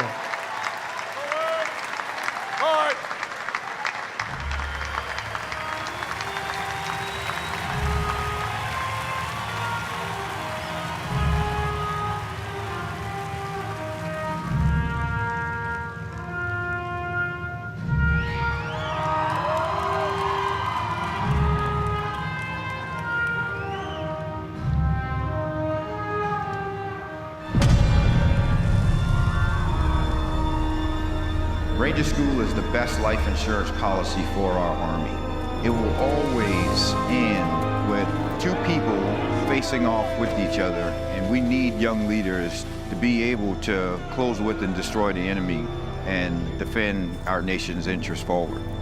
Surrender is not a Ranger word. It's not an option. I know that I'm not going to be able to get to do this again. This is my chance. It all starts at the legendary Ranger School, the crucible where these elite warriors are forged. It has been described as the longest approved gut check in the Army. Over 62 days, students will patrol hundreds of miles over mountains and through swamps under the crushing weight of their equipment. All the while, they are deprived of both food and sleep, forced to perform at the very edge of their physical limits. But it's not just the physical challenges that make Ranger School so intense. The mental strain will break these soldiers down to their core. If I have a come-to-God moment, I have to take my PC off my patrol cap. And on the inside of that, my commander gave me a Ranger tab, the yellow and black one that you get during graduation. And I pinned it to the inside of my PC. Ranger School is not for the faint of heart, but for those who are up to the challenge, it is the ultimate proving ground. We already didn't have enough beds for people in our company. And our eyes reminded us that we don't have enough beds because there's not going to be this many people by tomorrow. Just a slight reminder that there's too many of you anyways, and not all of you are going to pass. Rangers, if you don't figure it out, you're about to get another casualty. It's completely different than what people would think Ranger School is like, but you can't put that into words, so it's hard to tell somebody something that you have to experience for yourself. They got a saying, it's called as the tab turns. So Ranger School is continuing to change and to develop, but at the end of the day, it is the same, right? They're always gonna put you in scenarios that is gonna test with your ability to actually make decisions on the ground. As you go through Ranger School, it is a gut check. It's gonna check you out. And what's gonna get you through it is whether you have it or not. Thousands and thousands of soldiers train all their lives to come here, prepare themselves to come to Ranger School, and only a few hundred leave here every class with the tab. It's not for everyone. I'm not gonna leave until I get it, so just buckle down, stop complaining, and just get the job done.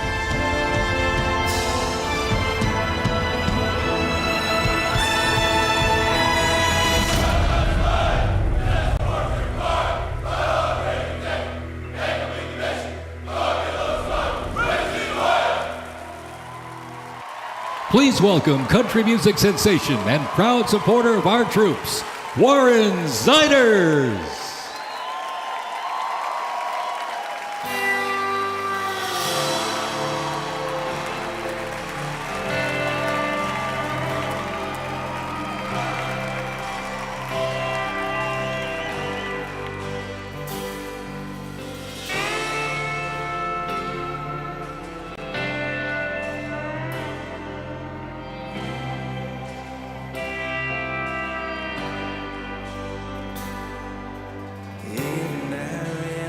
this time till like she knows I'm lonely.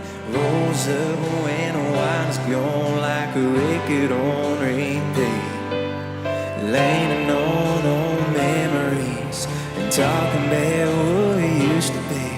She'd probably be the death of me, but damn if it ain't sweet. She's my pretty little poison, my heartache in the night, with a kiss on her lips just like cyanide.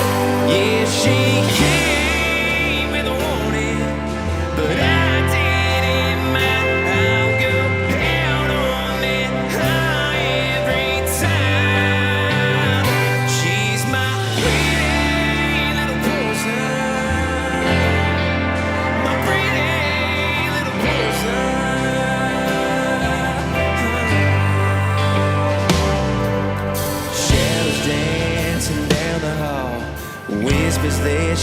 wants me. Try my best not to fall where she falls into me. We all need some kind of fix. For me, she's the one to pick. Nothing else will do the trick. She's all I need. She's my pretty little poison. My heartache in the night with a kiss on her lips, just like cyanide. Yeah, she came with a warning, but I didn't mind. I'll go out on that high every time. She's my pretty little poison. My pretty little poison.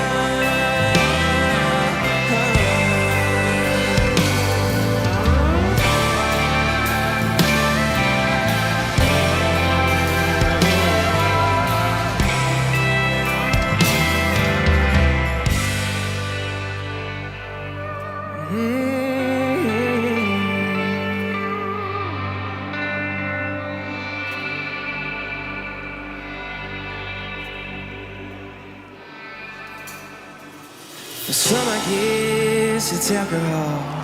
I don't want none at all. I just want you. No, I just want you.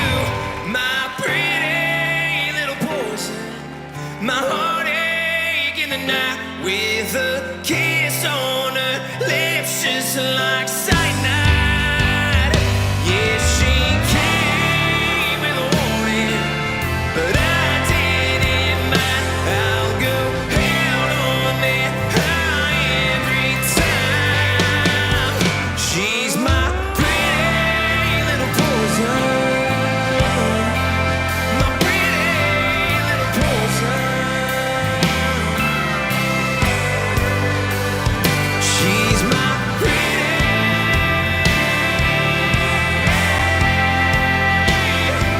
little poison.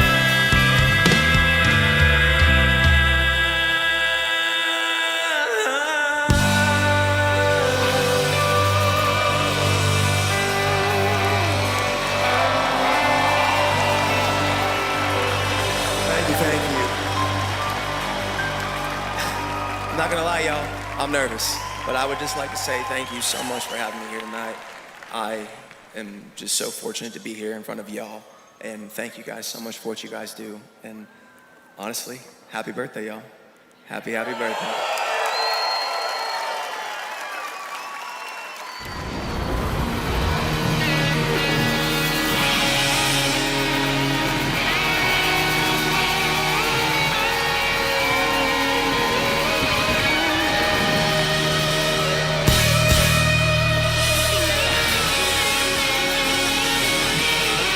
This next song was loved by y'all, so if you know the words, please sing along. This song's called Ride the Lightning, y'all.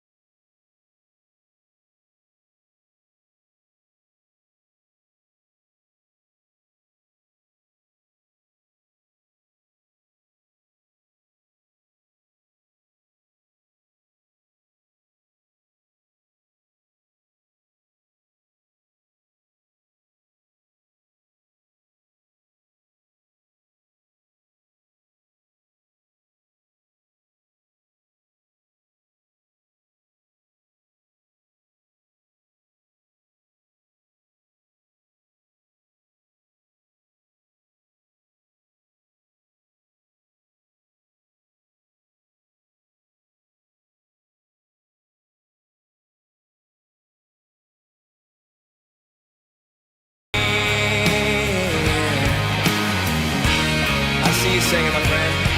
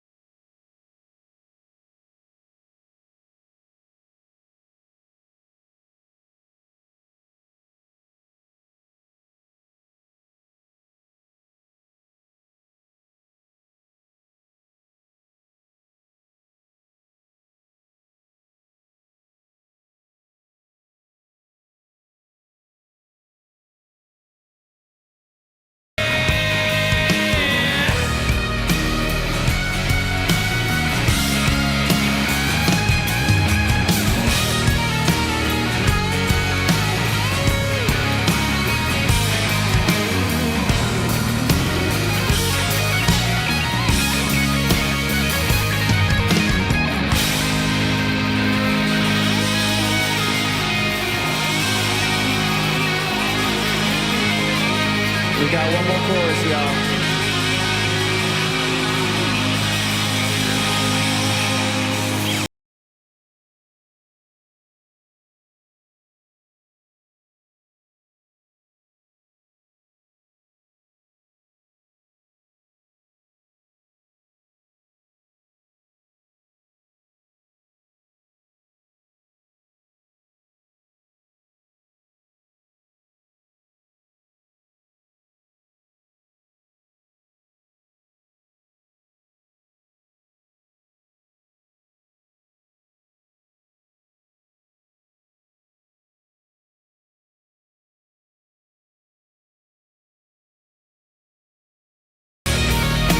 Ladies and gentlemen, everybody here, everybody that is attending tonight, I just want to say thank you so much. And I'll leave y'all with this. I'm Warren Zatters, y'all. Thanks for having me.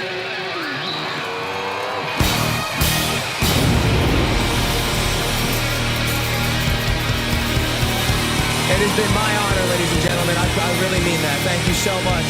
Happy birthday to the Army. Happy birthday to our President, Donald Trump. Amen, y'all. God bless America, baby!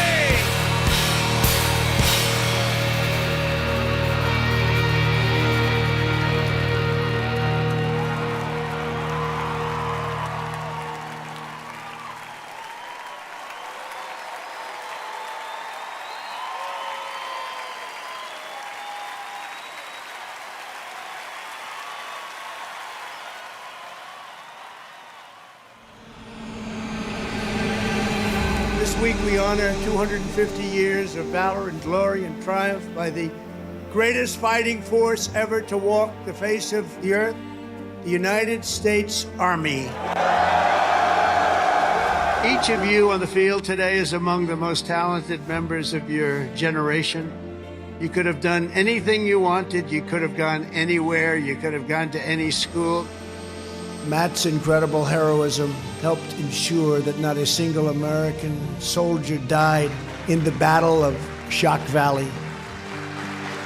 For 2.5 centuries, our soldiers have marched into the raging fires of battle and obliterated America's enemies. The dignity, daring, and devotion of the American military is unrivaled anywhere in history and any place in the world. Our soldiers do not rest until they win. Our citizens know that you're standing guard, killing terrorists, crushing our enemies, and keeping America safe. But you're also keeping it strong and proud and mighty and free. This week we remember that we only have a country because we first had an army. As President of the United States, let me express my undying gratitude for every soldier here today, for every veteran and their incredible families, and for every patriot who has worn the uniform. Our debt to you is infinite and everlasting. With the grace of God, America will always prevail.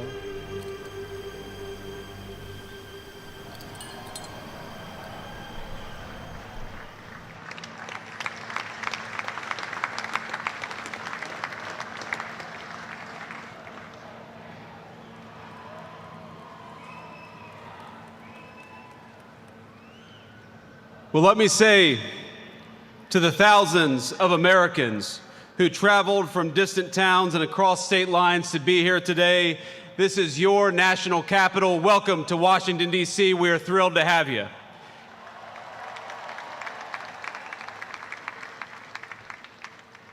This evening, as we celebrate the 250th anniversary of the United States Army, the oldest branch of the greatest fighting force ever known to man, I want to say to all the soldiers all across our nation's capital and all across the world, happy birthday, soldiers. We're proud of you.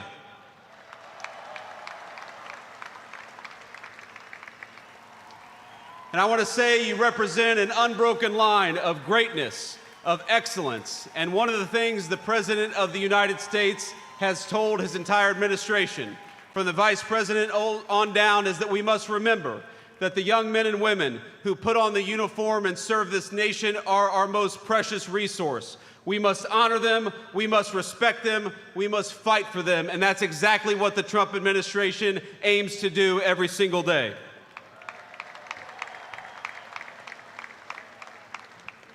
And so to our soldiers, we're so proud of you, and let me tell you that the way that we honor and respect you is, number one, we never ask you to go to war unless you absolutely have to, and number two, when we do ask you to go to war, we give you the weapons and the support needed to kick the hell out of the enemy and come back home safely.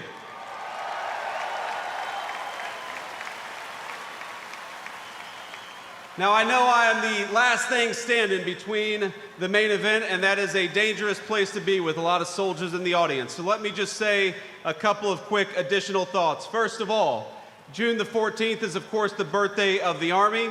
It is, of course, the birthday of the President of the United States, and happy birthday, Mr. President. But I would get in trouble if I didn't mention that it's also my wedding anniversary. And so to my lovely wife, I love you, honey, happy anniversary, and thank you for everything that you do for our country. So without further ado, it is my pleasure to introduce the 45th and 47th Commander-in-Chief of the United States military, President Donald J. Trump.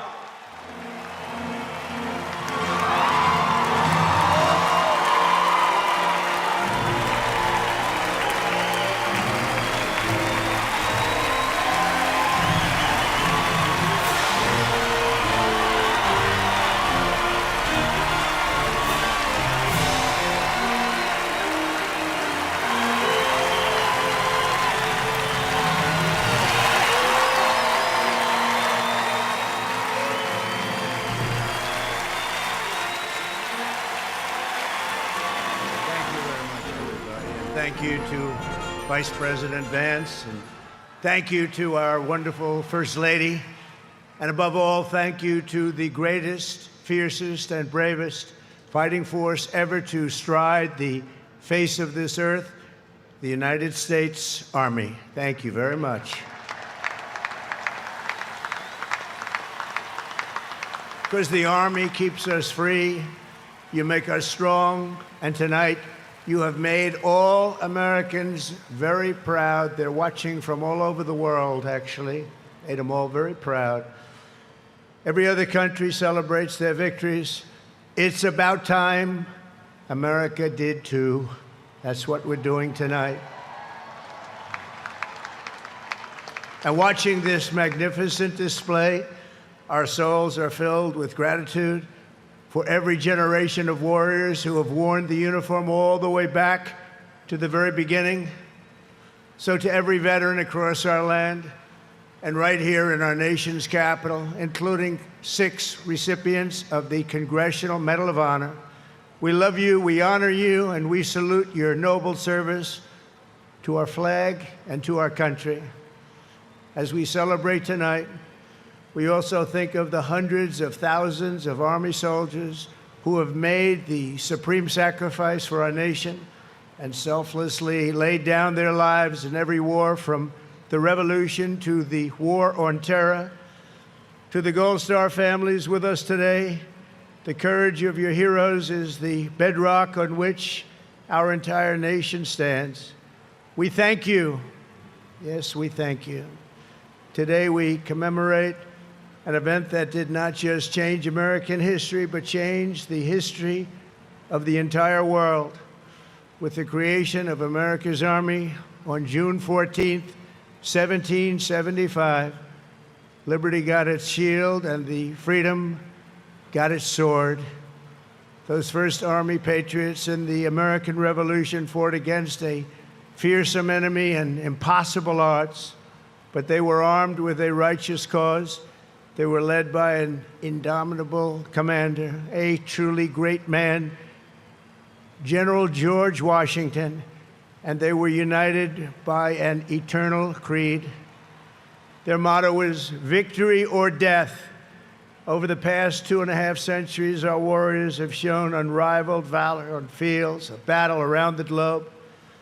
With the frostbitten feet and bloody fist, they have marched into the flames and fury of combat, charged up mountains, stormed beaches, waded through torrents of gunfire, and leapt into skies thick with smoke and shrapnel. The U.S. Army has driven bayonets into the heart of sinister empires, crushed the ambitions of evil tyrants. Beneath the threads of American tanks, it's done so well, it's done so much, and sent the devil himself flying into full retreat. Time and again, America's enemies have learned that if you threaten the American people, our soldiers are coming for you. Your defeat will be certain, your demise will be final, and your downfall will be total and complete.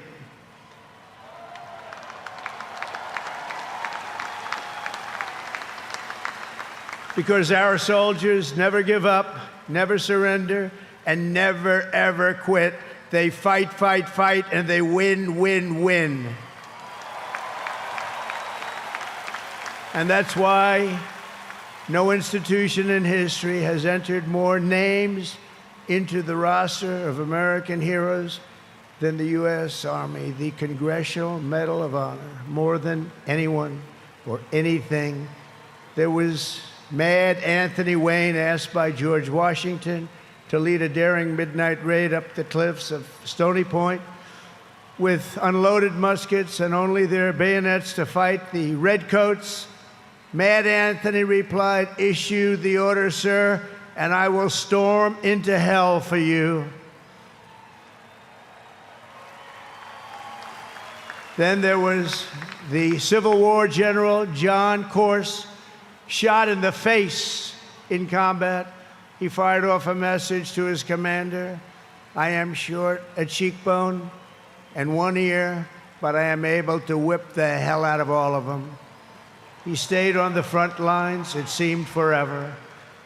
In World War II, there was the great Creighton Abrams, besieged on all sides by the Nazis at the Battle of the Bulge. He boldly proclaimed, "They've got us surrounded again, the poor bastards."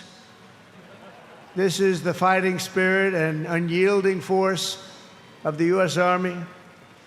It has never changed, and it will never, ever change, because there is no earthly force more powerful than the brave heart of a U.S. infantryman or an Army Ranger, paratrooper, or Green Beret. They are the best, they are the finest.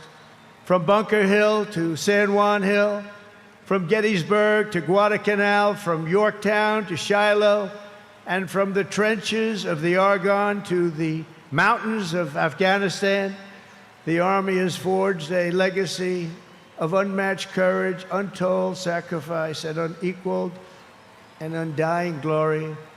Our soldiers have poured out their blood by the bucketful on Missionary Ridge and Heartbreak Ridge, on the sands of Sicily, Normandy, and the Philippines, and on the dusty streets of Da Nang, Baghdad, and Fallujah.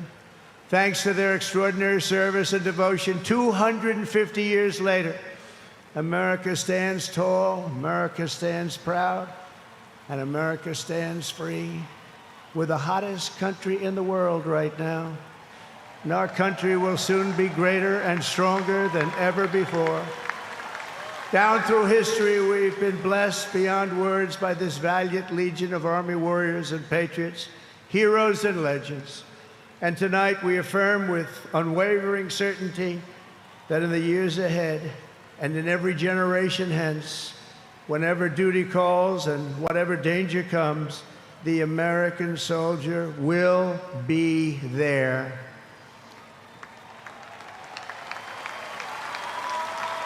No matter the risk, no matter the obstacles, our warriors will charge into battle.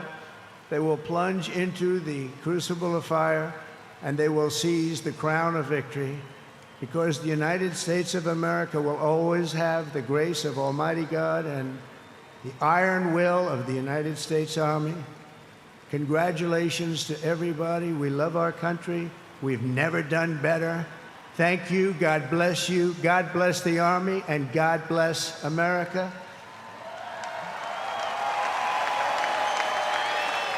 And now I'd like to ask our great First Lady to join me at the podium. Thank you very much, everybody.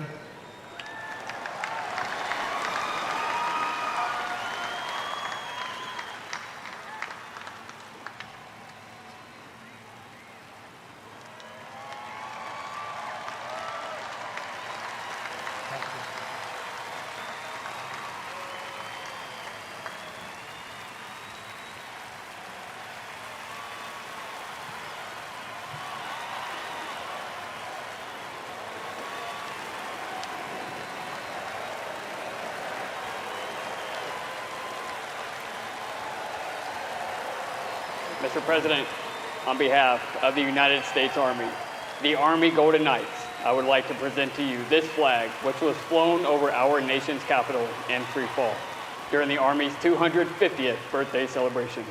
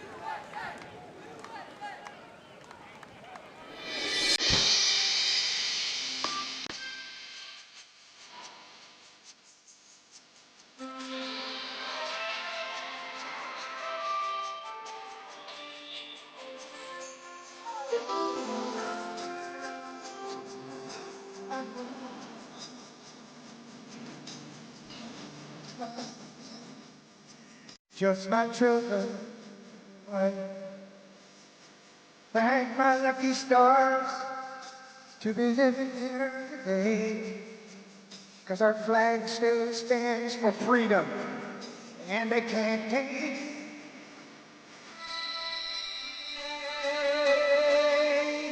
and I'm an American, at least I know I'm free. And all the men who died, and I'm glad to stand up to you, defend her today. I love this land.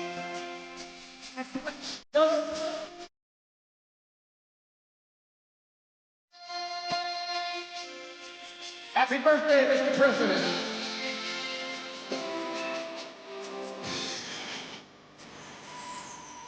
from the lakes of the hills of Tennessee, across the plains of Texas, sea. This is the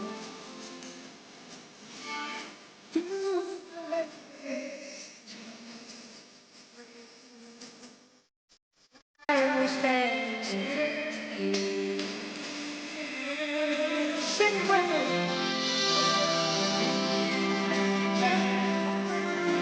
Oh, I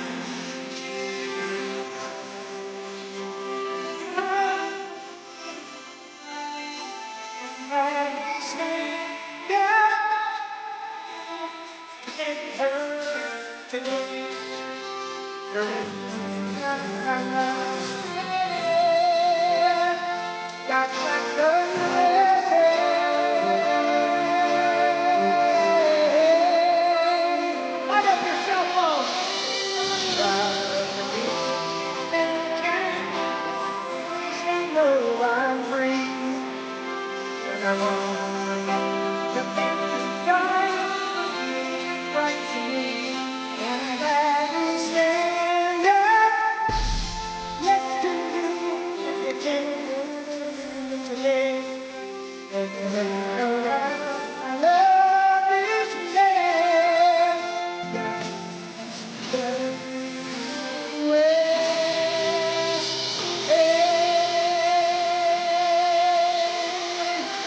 God bless the United States Army.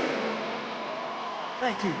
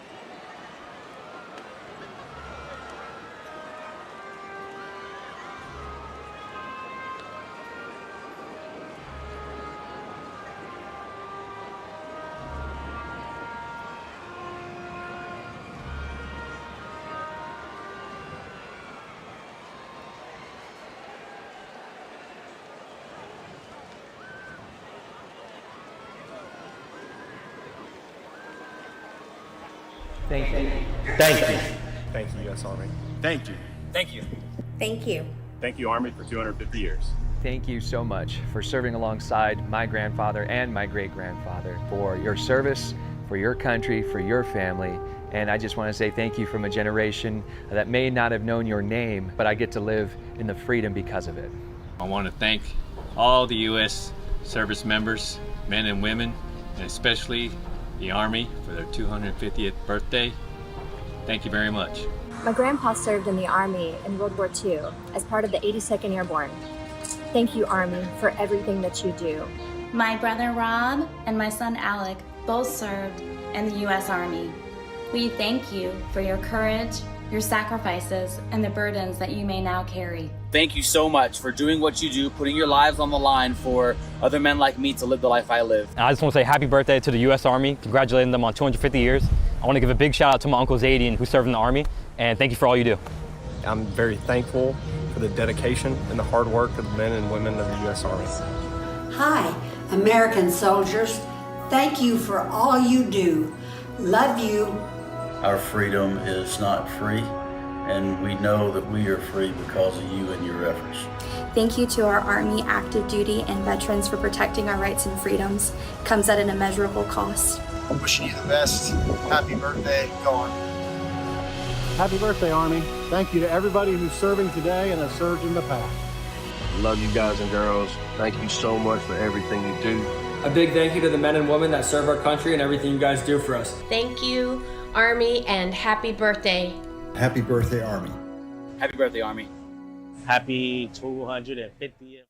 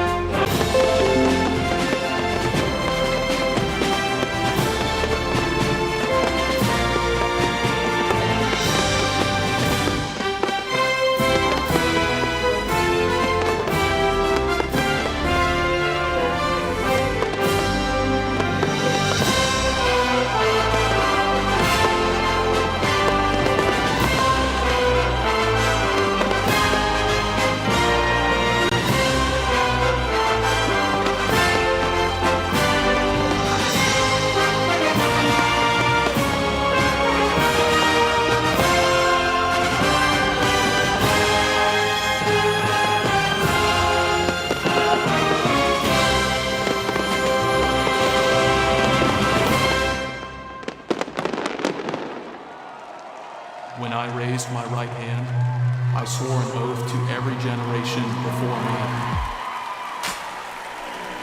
I wear the same branch insignia as the soldiers who crossed the Delaware. Before there was a nation, there was an army.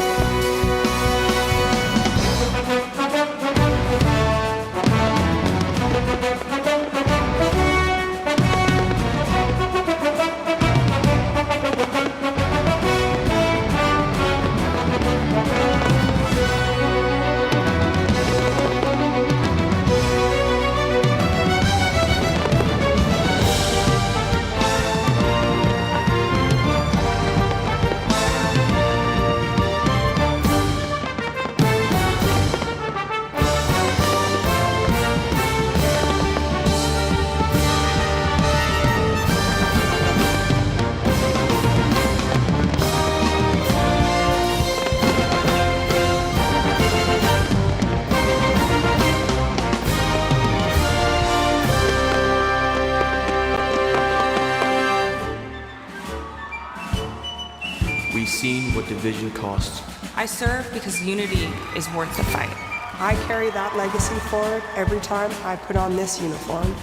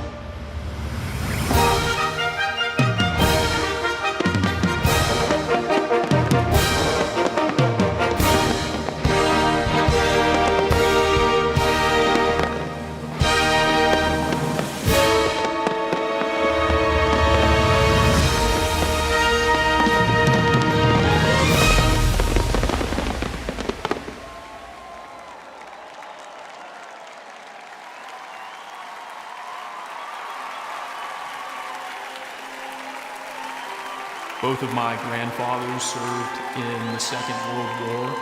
They answered the challenges of their time, and it is my goal in this uniform to answer and meet the challenges of my time head on.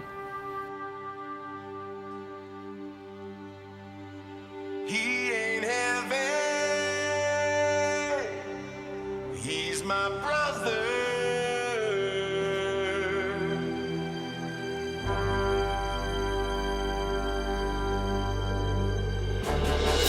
Duty, honor, country. Those three hallowed words reverently dictate what you want to be, what you can be, what you will be. The heads are up, the chests are out, the arms are swinging, a cadence count. Sound off. 1, 2. Sound off. Bring on. Bring on now. 1, 2, 3, 4, 1, 2. Bring on.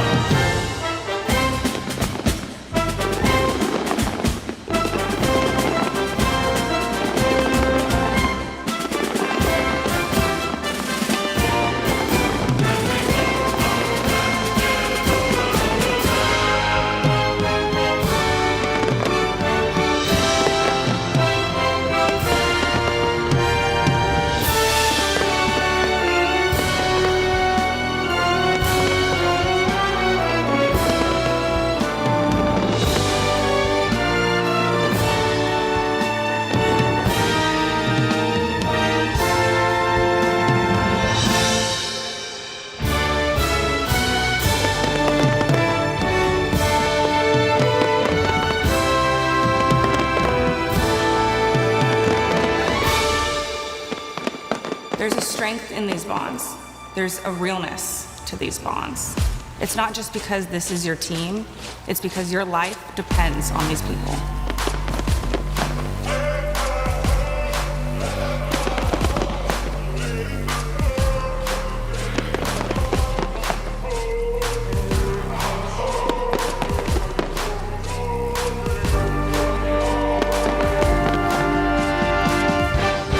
I am an American soldier. I'm a warrior and a member of the team. I serve the people of the United States and live the Army values. I will never accept defeat. I will never quit. Trained and proficient in my warrior tasks and drills. I am an expert and I am a professional. Enemies of the United States of America in close combat. I am a guardian of freedom and the American way of life. I am an American soldier. I am an American soldier. I am an American soldier.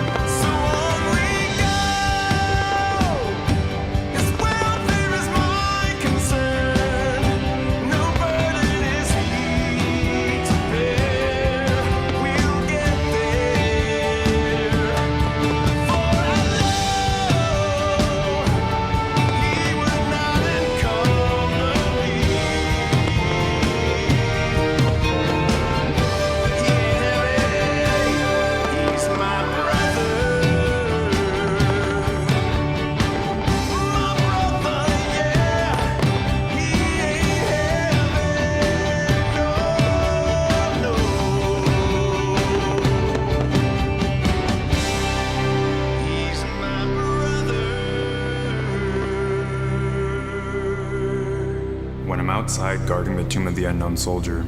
It is one of the most honorable jobs I think that I could have had in the military. I think about those soldiers who made the ultimate sacrifice. Oh, beautiful for heroes proved in liberating strife.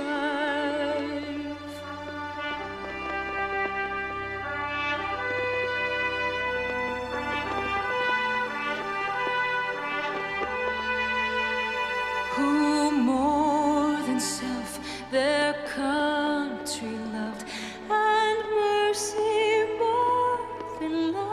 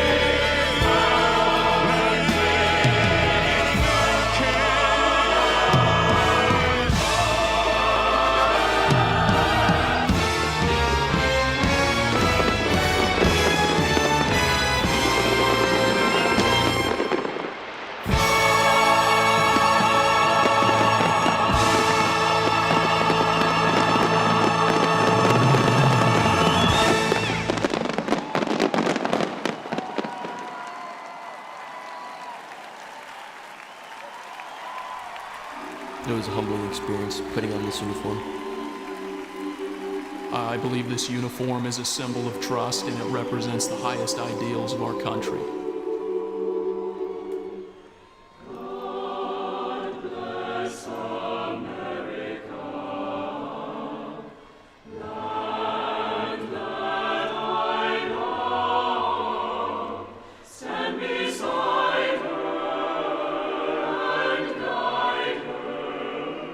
Through the night with the light from